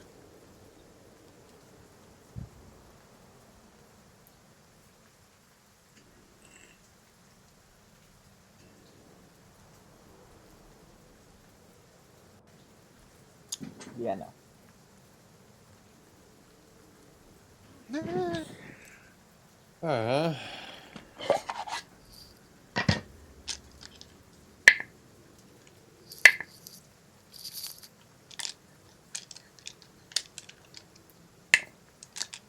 Oh, And before Shamu gets attacked by a face hugger.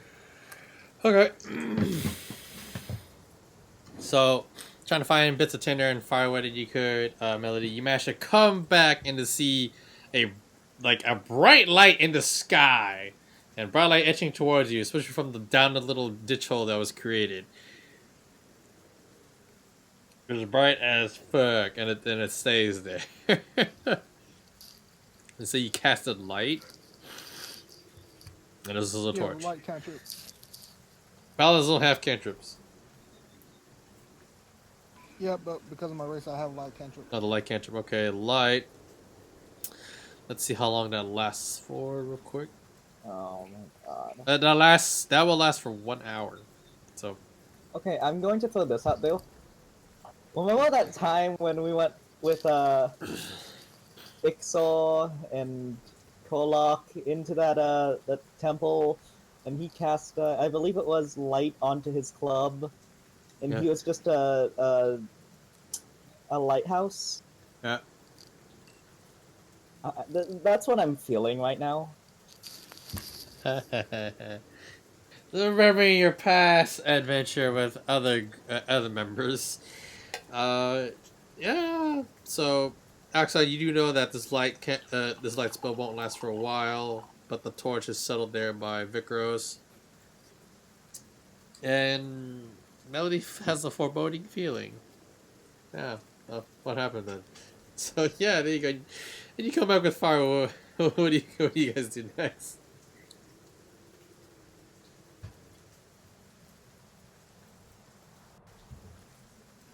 I'll stay guard all night. Well, I'm going to go back to the beacon of light Okay. with the wood that I collected, Okay. and I'm going to drop it off. You drop it off in the pit. You go in the pit. Can we take the firewood and place it over the light pebble to like dim the light a little bit? Sure, you can. Okay, then I would do that then. Make it look like a pretend fire. Good job, Melody. I have a really bad idea about this.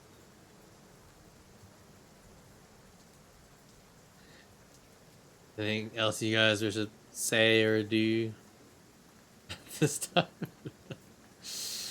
I guess I'll stay in there and dry myself off and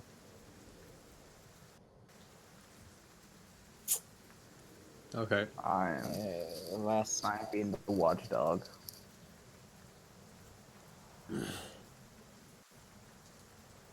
Okay, so who's taking guard and stuff? I am. You and Tamo are going to take turns, I guess. Okay. I'll take first guard. You can take second. Well, Caleb. And of course, with Mr. Choba Grog, he's planning to catch up with you guys. He needs to get some supplies from the fort and do a few experiments and get some potions before he goes towards Yao. So, being the studious ever alchemist, Choba Grog, yeah, he just needs to get some stuff done. Okay. Okay. So, anything you guys wish to discuss or talk as a group, or you guys want to all go sleep?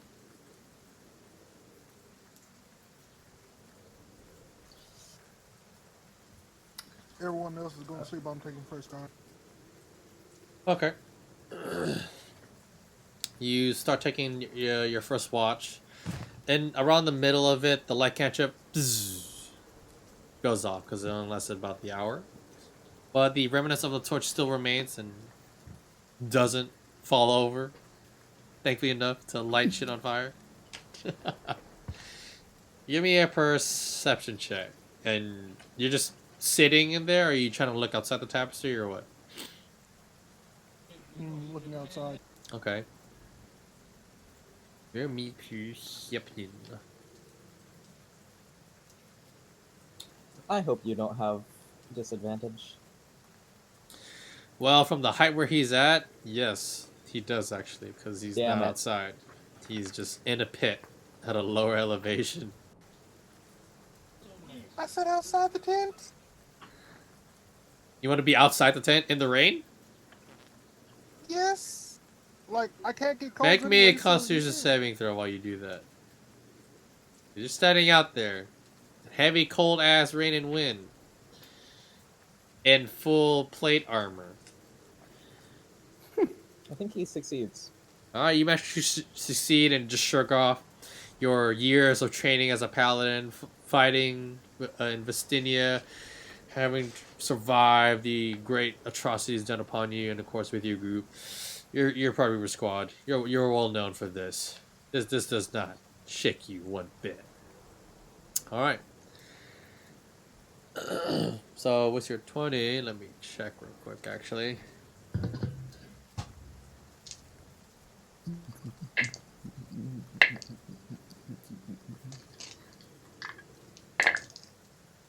Ooh. Oh. Well. Well then. Okay. Damn. Anywho, okay, so your watch ends. Okay. So who takes the next watch?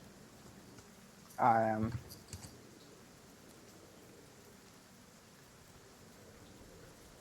I'll wake up Caleb and tell him it's his turn to watch.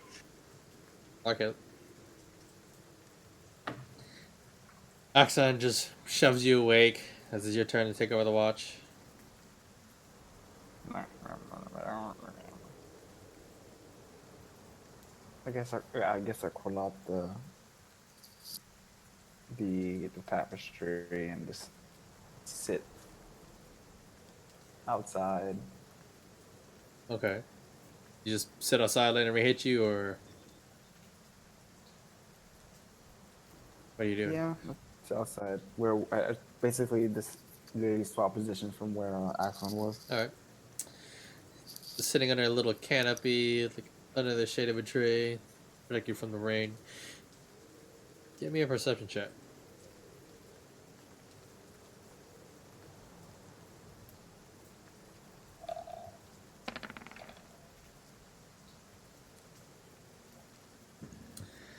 As you look across the way, let me see if you actually.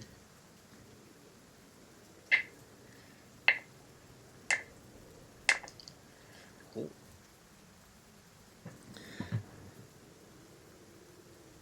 You start seeing some odd shimmering like energy for a moment. And you see almost like two pair of glowing eyes looking right at you. It spots you, and it settles right on you. You see that a beam of energy goes right towards you, and I'm going to need you to make... Okay. Make me a dexterity saving throw.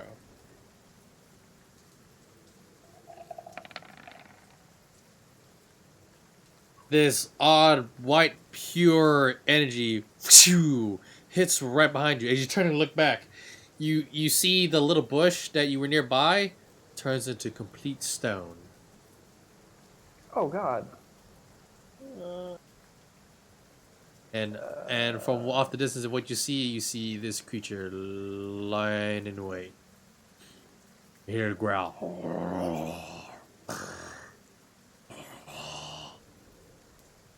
And to the right, you see another one.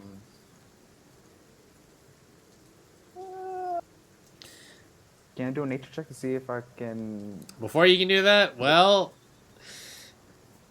yeah, okay, sure, you can do a nature check just to study what the hell's happening with them. Go for it. Yeah, because I think I know what they are, but I want to be sure. But I'm probably not gonna be sure. You have no idea what these are, and as you're trying to study them, the other one to your side shoots a different. Let me check. Make me a Constitution saving throw.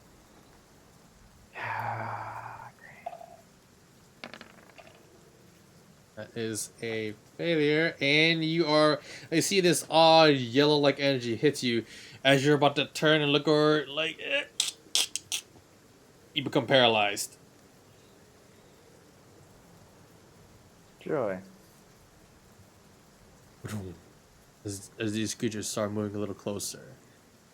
Now, everyone else, make me perception checks with disadvantage.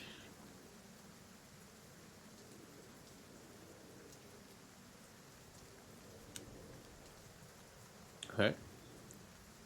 Alright. Fuck. So, Axon and Vicaros, you start going awake. You heard some like the voice of Caleb go. You hear the growling of creatures coming your way. What are you doing? I wake up anyone who's not awake. At this prepare moment, myself. another beam hits. Let's see, which one is it this time? Alright.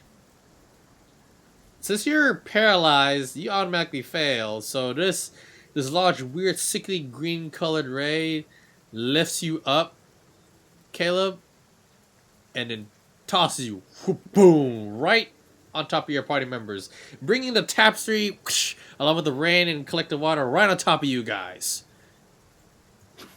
Son of a And you bitch. all will take some bludgeoning damage as he falls in your body. Guys will take 7 bludgeoning damage as Caleb falls on top of you. Alright, ladies and gentlemen. Alright, here we go. So let me get some music right here real quick. Did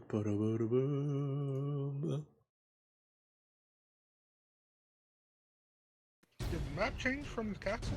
Or, Huh? thing? The what? Did the map? Hold on. I don't think you changed the I'm about to. I'm setting things up. You gotta wait. Sorry. Yeah. I'll be in those levels, alright. Okay, not what I was thinking.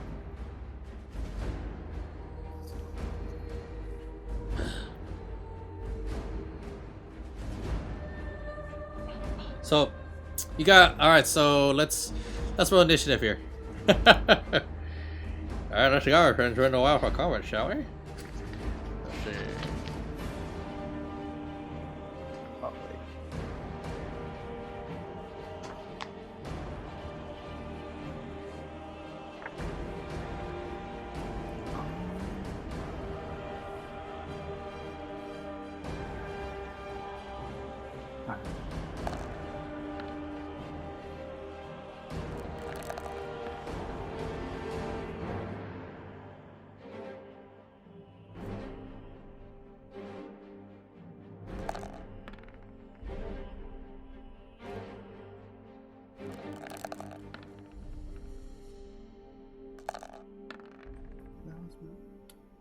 Alright.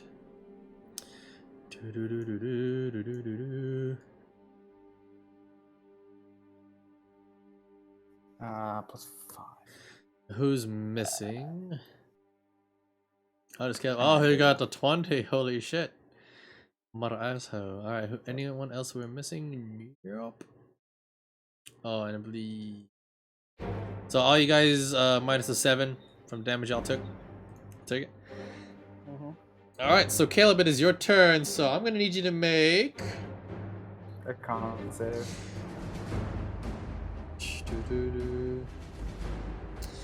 Alright. So I need you to, make me 2 constitution saving throws. Actually.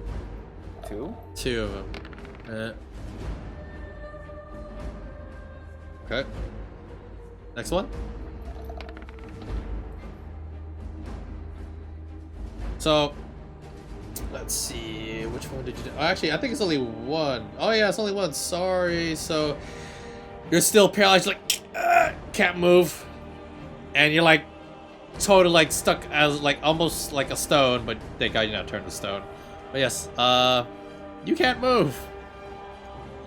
Alright, Melody, you managed to be really waking up, trying to climb out under the tapestry, and you see Tomatsu's body on top of it.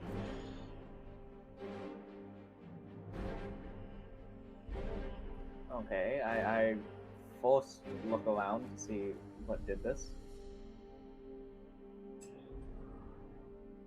Okay, yeah, like you're just in the pit, you have no idea what's going on, but as you look a little bit overhead, you start seeing almost like this swishing of the sound of it, and also almost something like a tendril in the sky, almost like right a little over the ridge from where you woke up. But Caleb is paralyzed; he can't move, and he fell on top of you guys. would I know Oh wait, I think I know what these anything at guys all are. about what these things are? You don't know because you're stuck in a pit. Alright. It's still like pitch black, right?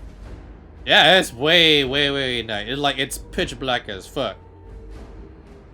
So It's still raining and windy. what you're saying is shadow melt. If you want a shadow belt to go stealth, yeah, sure.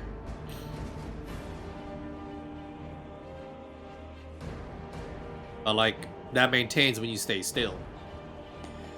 Yeah. I'd like to get my bearings, Okay. see what everyone else does. So you just turn in the shadow and just stay? Yeah, I don't know what's going on. Okay, that's your turn. Yeah. Axon, what do you want to do? You managed to get out underneath the tapestry. You see Caleb just paralyzed. He just has the look of like, on his face. What you can see. I would like to climb out of the pit that we're in and look around. Okay.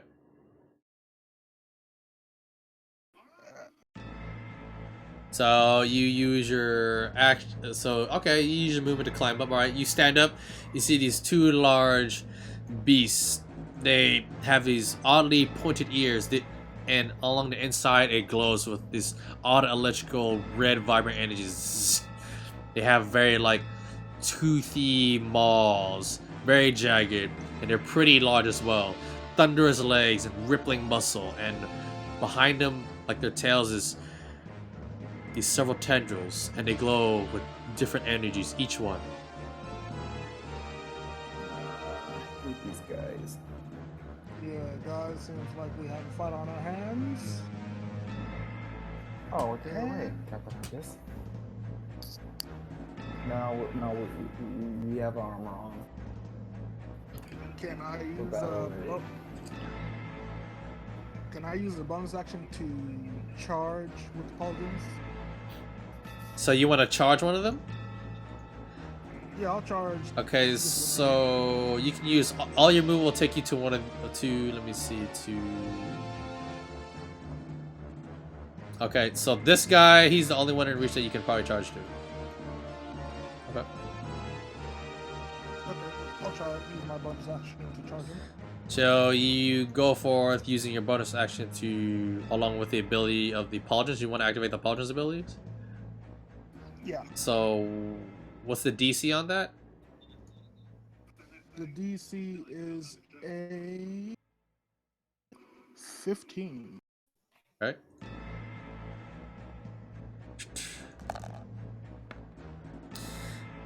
It just makes it. Right on the nose. So it'll take half the damage. So roll there your damage.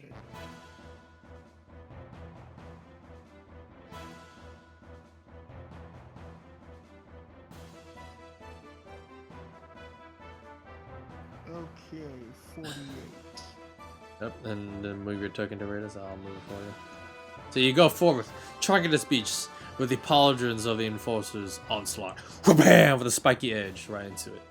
Though it dodged it right at the last moment, you managed to just skate it with a little bit of the spiky sides. Alright, so that would be, that's a 15. I'll take 7. Imagine leave a couple of scratch marks along it, but it's a bit of a flesh wound. It's still standing pretty hard. So you have your action left? Or what do you wish to do? Could I try to slash at it and shoot a radiant bullet at the other one? So you want to use one attack on the current one, and then use your second attack to shoot at the other one. Yeah. Okay, go ahead, roll your attacks.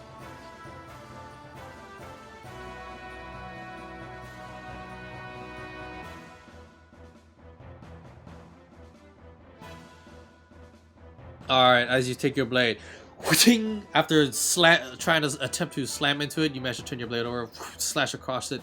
It does quite a bit of damage. It growls at you. Imagine seeing your blade in D, but it really doesn't like you now. As you take your gun off to the side, spinning the blade, bang, as a large radiant sound, boom, and the glow of the blade emits. This is the first time you fired the gun, but as you saw it, it ducks past your bullet, but as soon as it hits the tree explodes in great radiant energy, boom, with a great radius. And that's your turn. Okay. This one will be on his way, so up. This one is not on his way yet. Alright, this one now. So, after hearing the loud shattering boom from your gunblade, this one's gonna run and charge towards you, and let's see. Woo.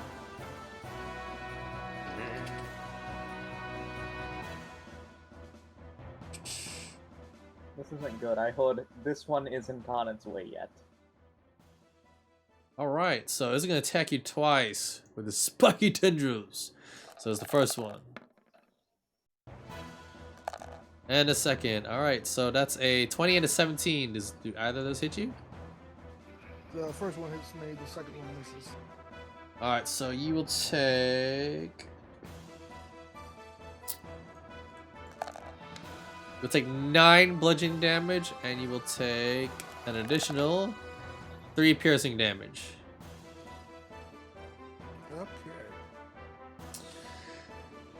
This one, the one you just struck, it growls as it goes again for using its tendril-like swings to, let's see what else it can do. Oh, okay. It will try to strike you as well. All right, 2 attacks. And it whiffs. As it tries to swing at you, it cannot pierce through your thick armor as you just bash it off to the side. So far so good. You stand strong. All right, Vikros, it's your turn. You must escape under attack. I charge the one that just charged my friend, and take 3 strikes upon him. You gotta climb out. So hold on. So you climb out. That uses about half your move. So you have 15 left. I'd like to ask something else. Maybe. Okay. Sure. Vikros is human though, right? The what? Vikros is a human, right? Yes. I can't even hear you. Yes, I'm human. Yeah. Since it's Vikros, pitch black, can he even see them? no, he can't. I guess, yeah, that's right. I'm gonna hold my action and say I can't see a thing, guys. And You can climb out if you want. I'm gonna move right here. So you climb out of the dirt pit, Yeah, try to look around. Bump next You can to, try and take out a torch and try to light it, or a lantern. I'm assuming it's really, really dark. Can I actually, take out a torch and throw it in the direction that I heard Axon go to? Roll me perception.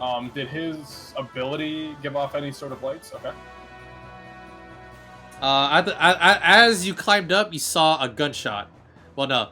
You saw and heard the gunshot as he pulled the trigger. He lights up. And you saw a little bit where he was. It's hard to discern, but you saw where the bullet traveled as well.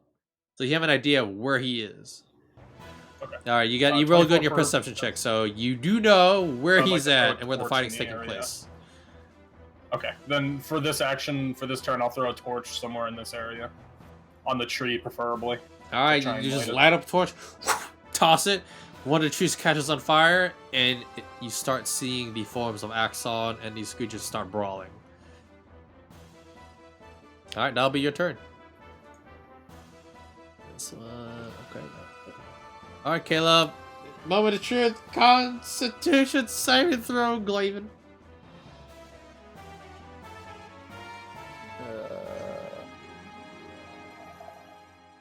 Still no. Oh my god. You are still like trying to move what you can. You're still stuck. You're still paralyzed. Alright, Melody.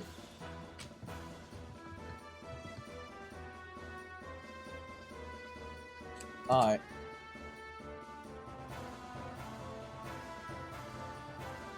As So I get out of the. go ahead. I get out of the pit, and I'll attack the one heal. So you climb out. Okay. What are you doing as an attack? I'm. Wait, how far is that? Yeah. I'm going to lock and run up to it, and I'm going to. So climbing out the pit takes half your movement. So you climbed out the pit, right? Yeah. So what? So how much is your total movement? I think it's 40. Okay, so now you have 15 feet of movement. So you're trying to. So you manage to climb up. You look to see all around you in the darkness of Axon. So you can probably move like right around here. That's where I threw the torch to try and light the tree on fire. And that is exactly where Vikaros threw his torch and it's lit on fire. And you managed to see this. Okay, so this tree is on fire. That tree is on fire. Alright. In that case, I. Only you can prevent forest fires, man. Smoke's gonna be pissed at you. I move What in if I such a want to die, way, Roberto? I guess. So just to get an idea, here's what happens. Boosh! Right there. Torpedo got a fire. Okay, so I like lean over so I can see in between these trees, Okay. and I shoot and shadow reach stab it. You want to shoot your gun, you said? Yes. Okay. You shoot your gun. Roll me attack. I am getting 120% feelings with that. How far does your shadow reach extend your melee? Oh god. What does it say in your sheet?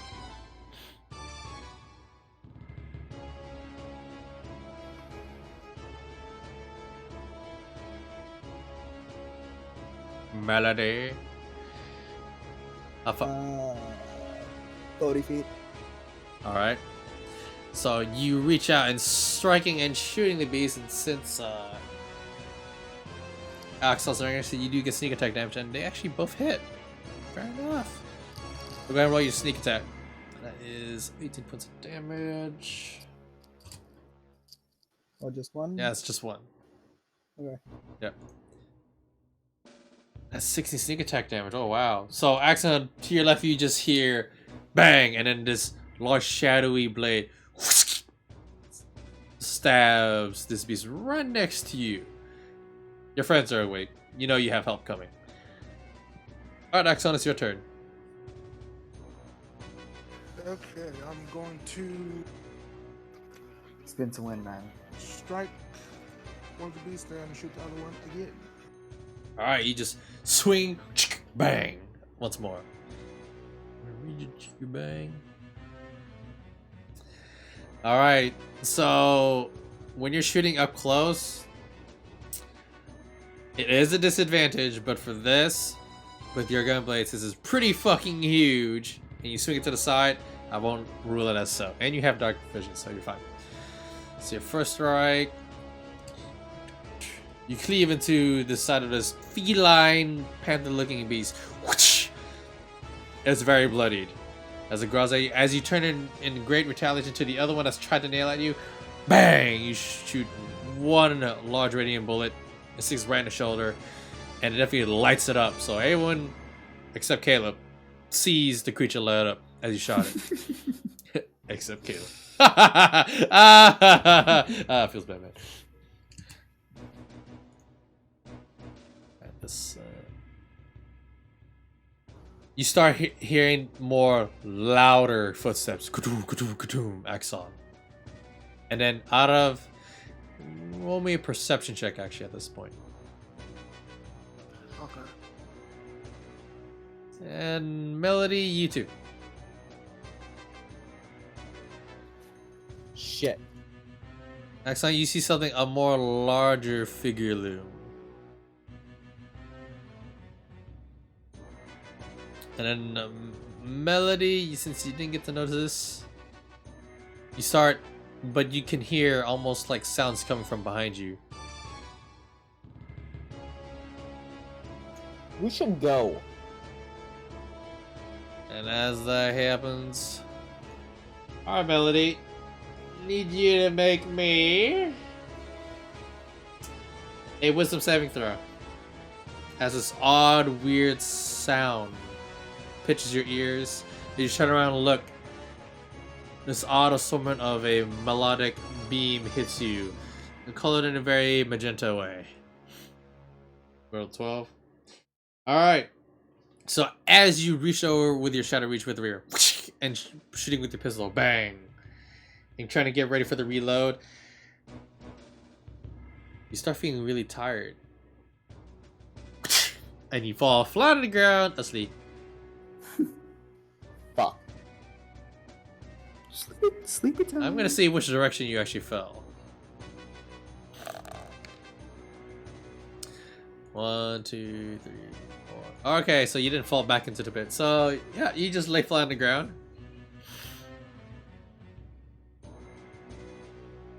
Alright, so that's his turn. And this beast does not like Axon at all, and is gonna try to keep nailing him. Alright. Kappa. Yep. And does the 18 hit you? Nope. Alright, so you do not suffer any damage as it tries to get through your thick armor. You manage to block it off and shrug off any damage it tried to do to you. Alright, now the one in front of you will try to do... Make me a dexterity saving throw.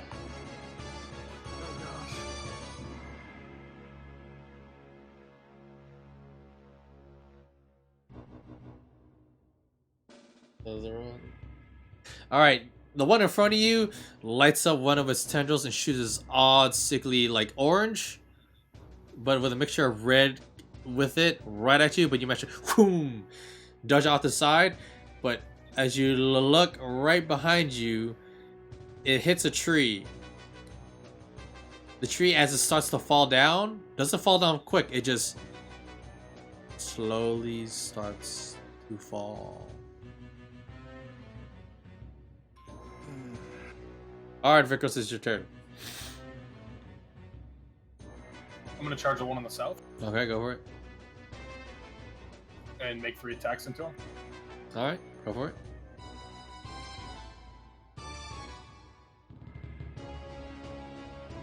Ooh. Nice. So, I'd also, let me see if I can do this real quick before you tell me if it's a miss or not. Okay. I'd like to luck roll the first attack. Okay. Okay. Alright, all your attacks with the amount of crazy damage you did. You managed to behead the creature. And as you do that, Oh, the shit. flame of the tree goes out. Oh, shit. Okay. I kind of say out loud, guys, I can't see right now. It'd be helpful if you did that light thing again on that rock you did earlier. And then another one appears right nearby, and Axon, you're busy in combat and you're blocking, so you can't see it, but it sees that you killed one of its comrade, and here goes, I'm gonna need you to make a dexterity saving throw. And that is a Wow, failure. we're nailing these saves. That is Fail. a failure. I'm gonna use Indomitable to Alright. reroll. Go for it. Okay, that fails. Can I use a luck to reroll that before you tell me if it's a fail or not? Yeah. you used that as a reaction already. I'm with that. It would take 59 necrotic damage. Okay. As this large beam of dark energy starts rippling, and you feel part of your body. There we go. As you feel it, you start feeling That hurt. something. As some odd measure happening about it. It's almost like it's twisting, turning almost.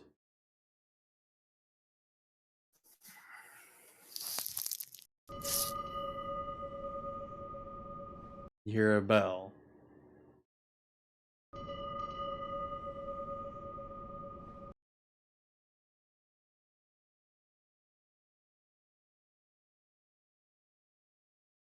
As you feel the sickening sensation, you know, if you were to fall, it will not bode well for your friends. And you hear the roar of something else as well, as something seems to almost come closer, and you can feel the heartbeat, and you feel the vision.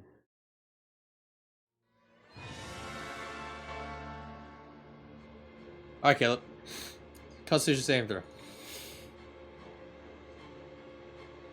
Great. Here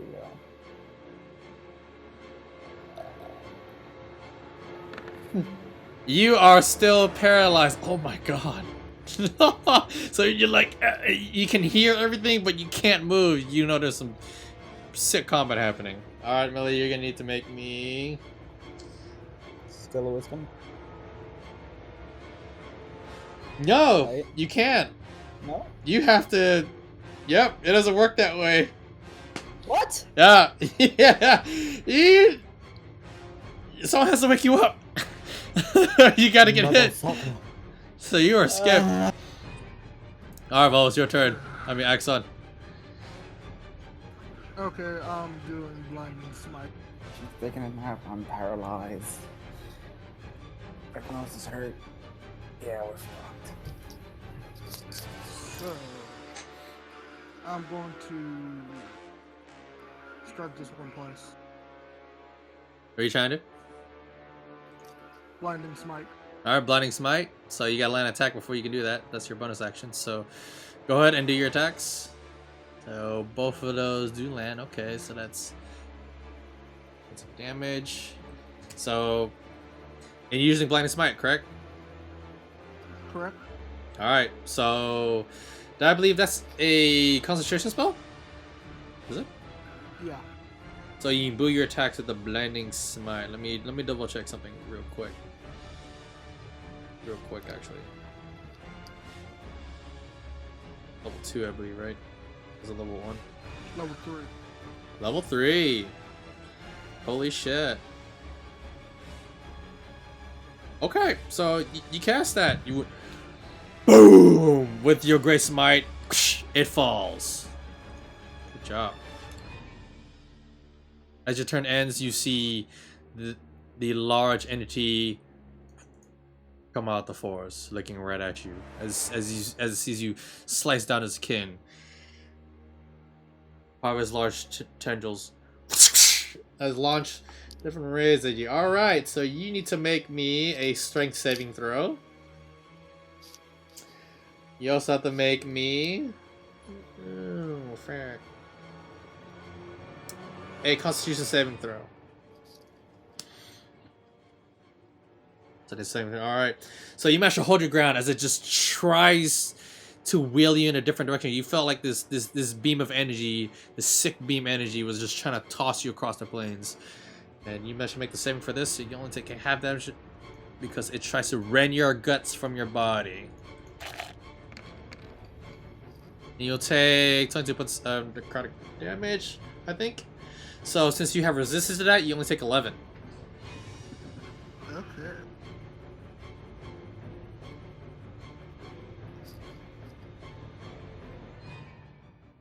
And this one now.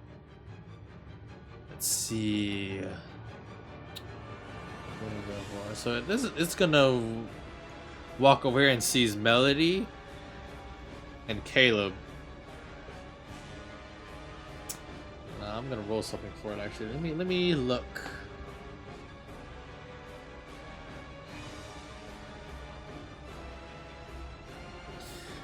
Is going to strike Melody and try to get the blood from her bones. And this, since you are lying prone, this is an automatic. Holy shit! So that's a natural 20. Well, natural on the other one. But since you're already unconscious, it's going to be advantage for this one. So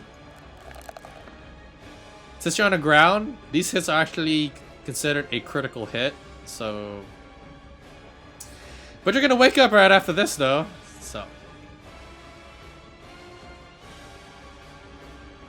So let's roll this first.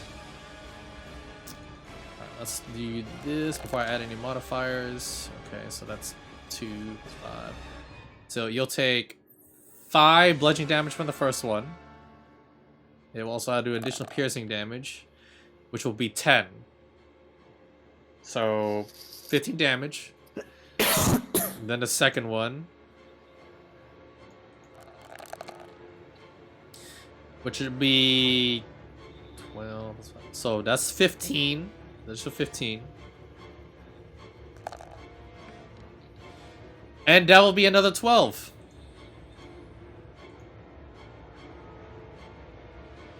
So 15, 12? Yep, so that's another additional 27 for the second attack. As it instantly just starts railing into you, driving its tendrils deep into your body, trying to suck your blood marrow. Alright.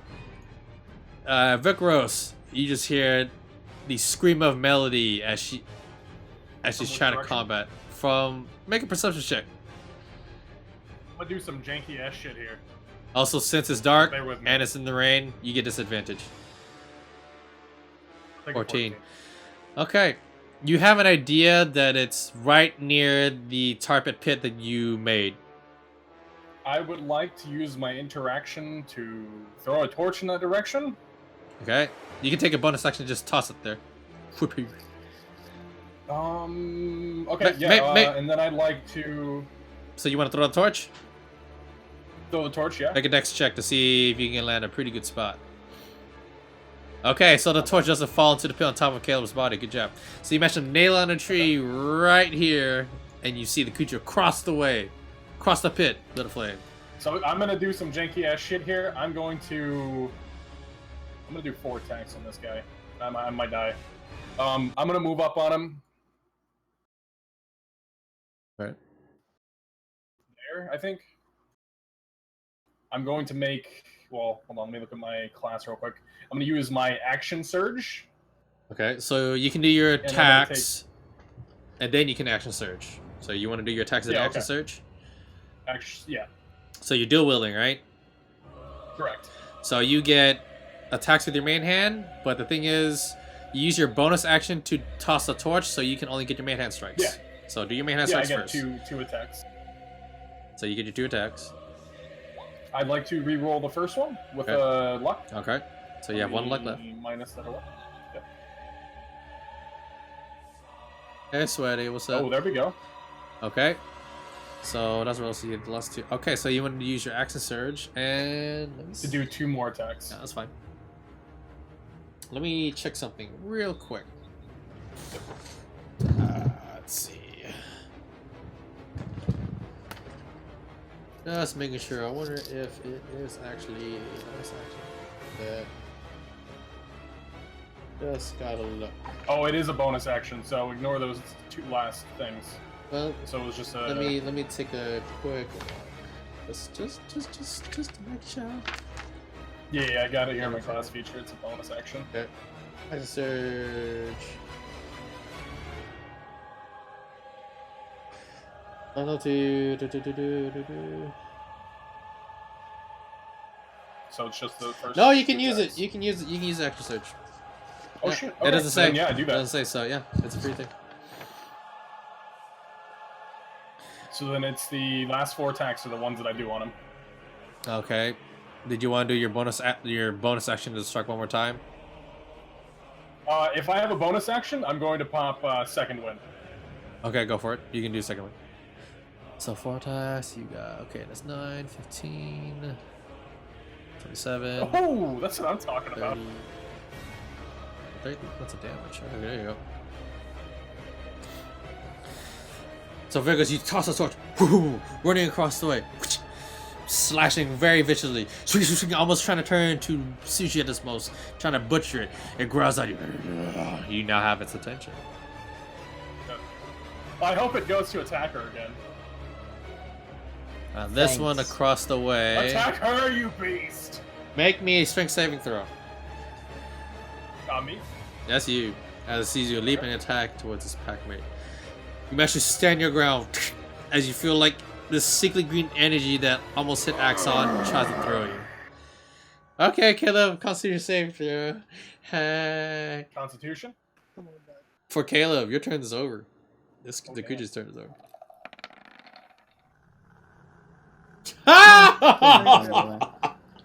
You're like trying to see if you can help your friends, but you cannot get up at this point. The rounds have passed. It has passed at least 9. It's passed a couple of rounds, so almost there for the effect to wear off normally.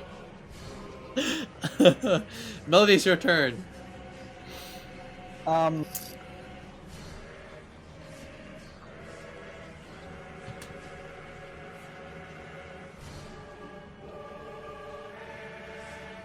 If I attempt to get up, that'll be my movement, right? And it's half your movement. Alright. I am going to get up and stab it in the butt. Alright, you get up and you stab it in the bit.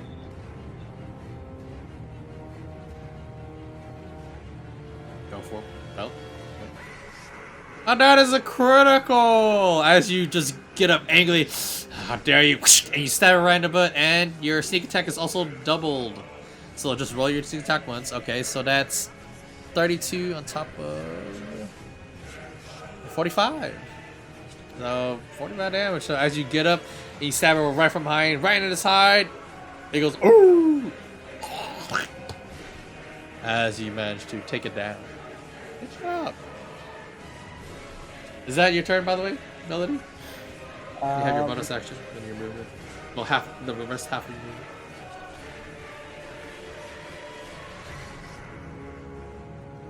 I think I'm going to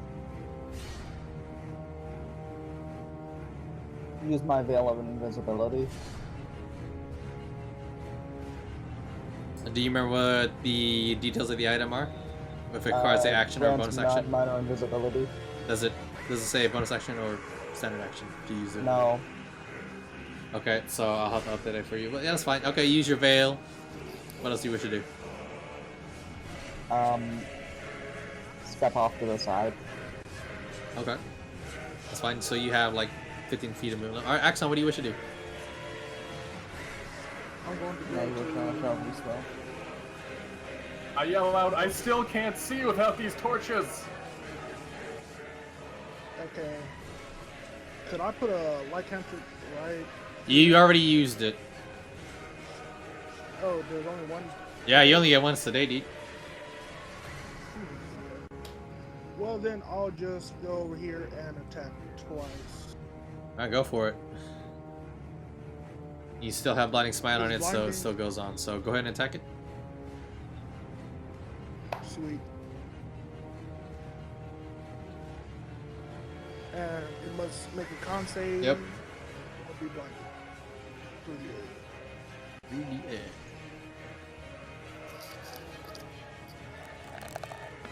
And it fails, and it will be blinded.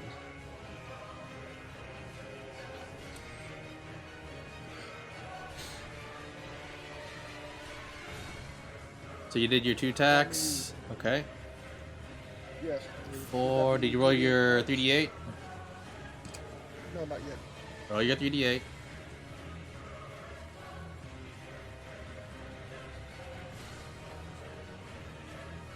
Roll your 3d8. Ooh. Okay, so it's gotta make a system shock now because you did over. Okay, it fails the system shock, and you instantly just basically, as you charged in with your great glowing blade, whoosh, take it down. And goes to its turn. Now, since you're in range, okay.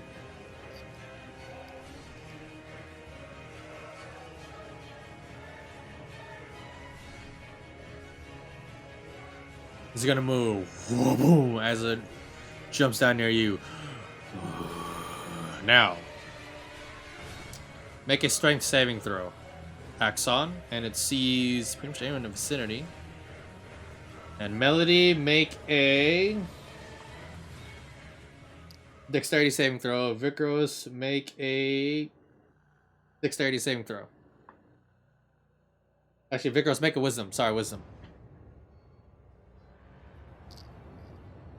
That is 18, if that's wisdom then. No, just hit the button. You gotta reroll it, buddy. Okay. Yep. Okay. So, Axon, you feel this crazy surge of energy, like this huge stone just emits right in front of you. Boom! Tries to hit you in the face, but you only take half damage from this. So give me a second. You'll take 15 points of bludgeoning damage. Let's see, and let's see for... So for Melody, this is it. Oh, let me see, which one is this one?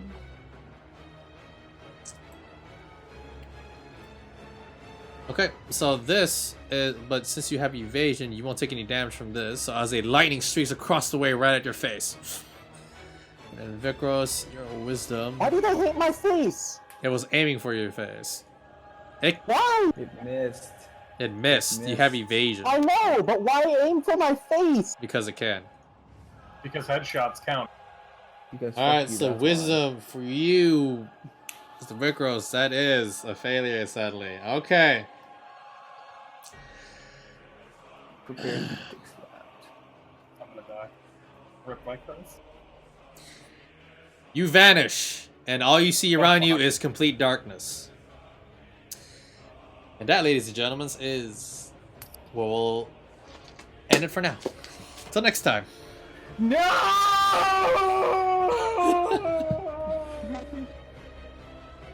Wait, seriously?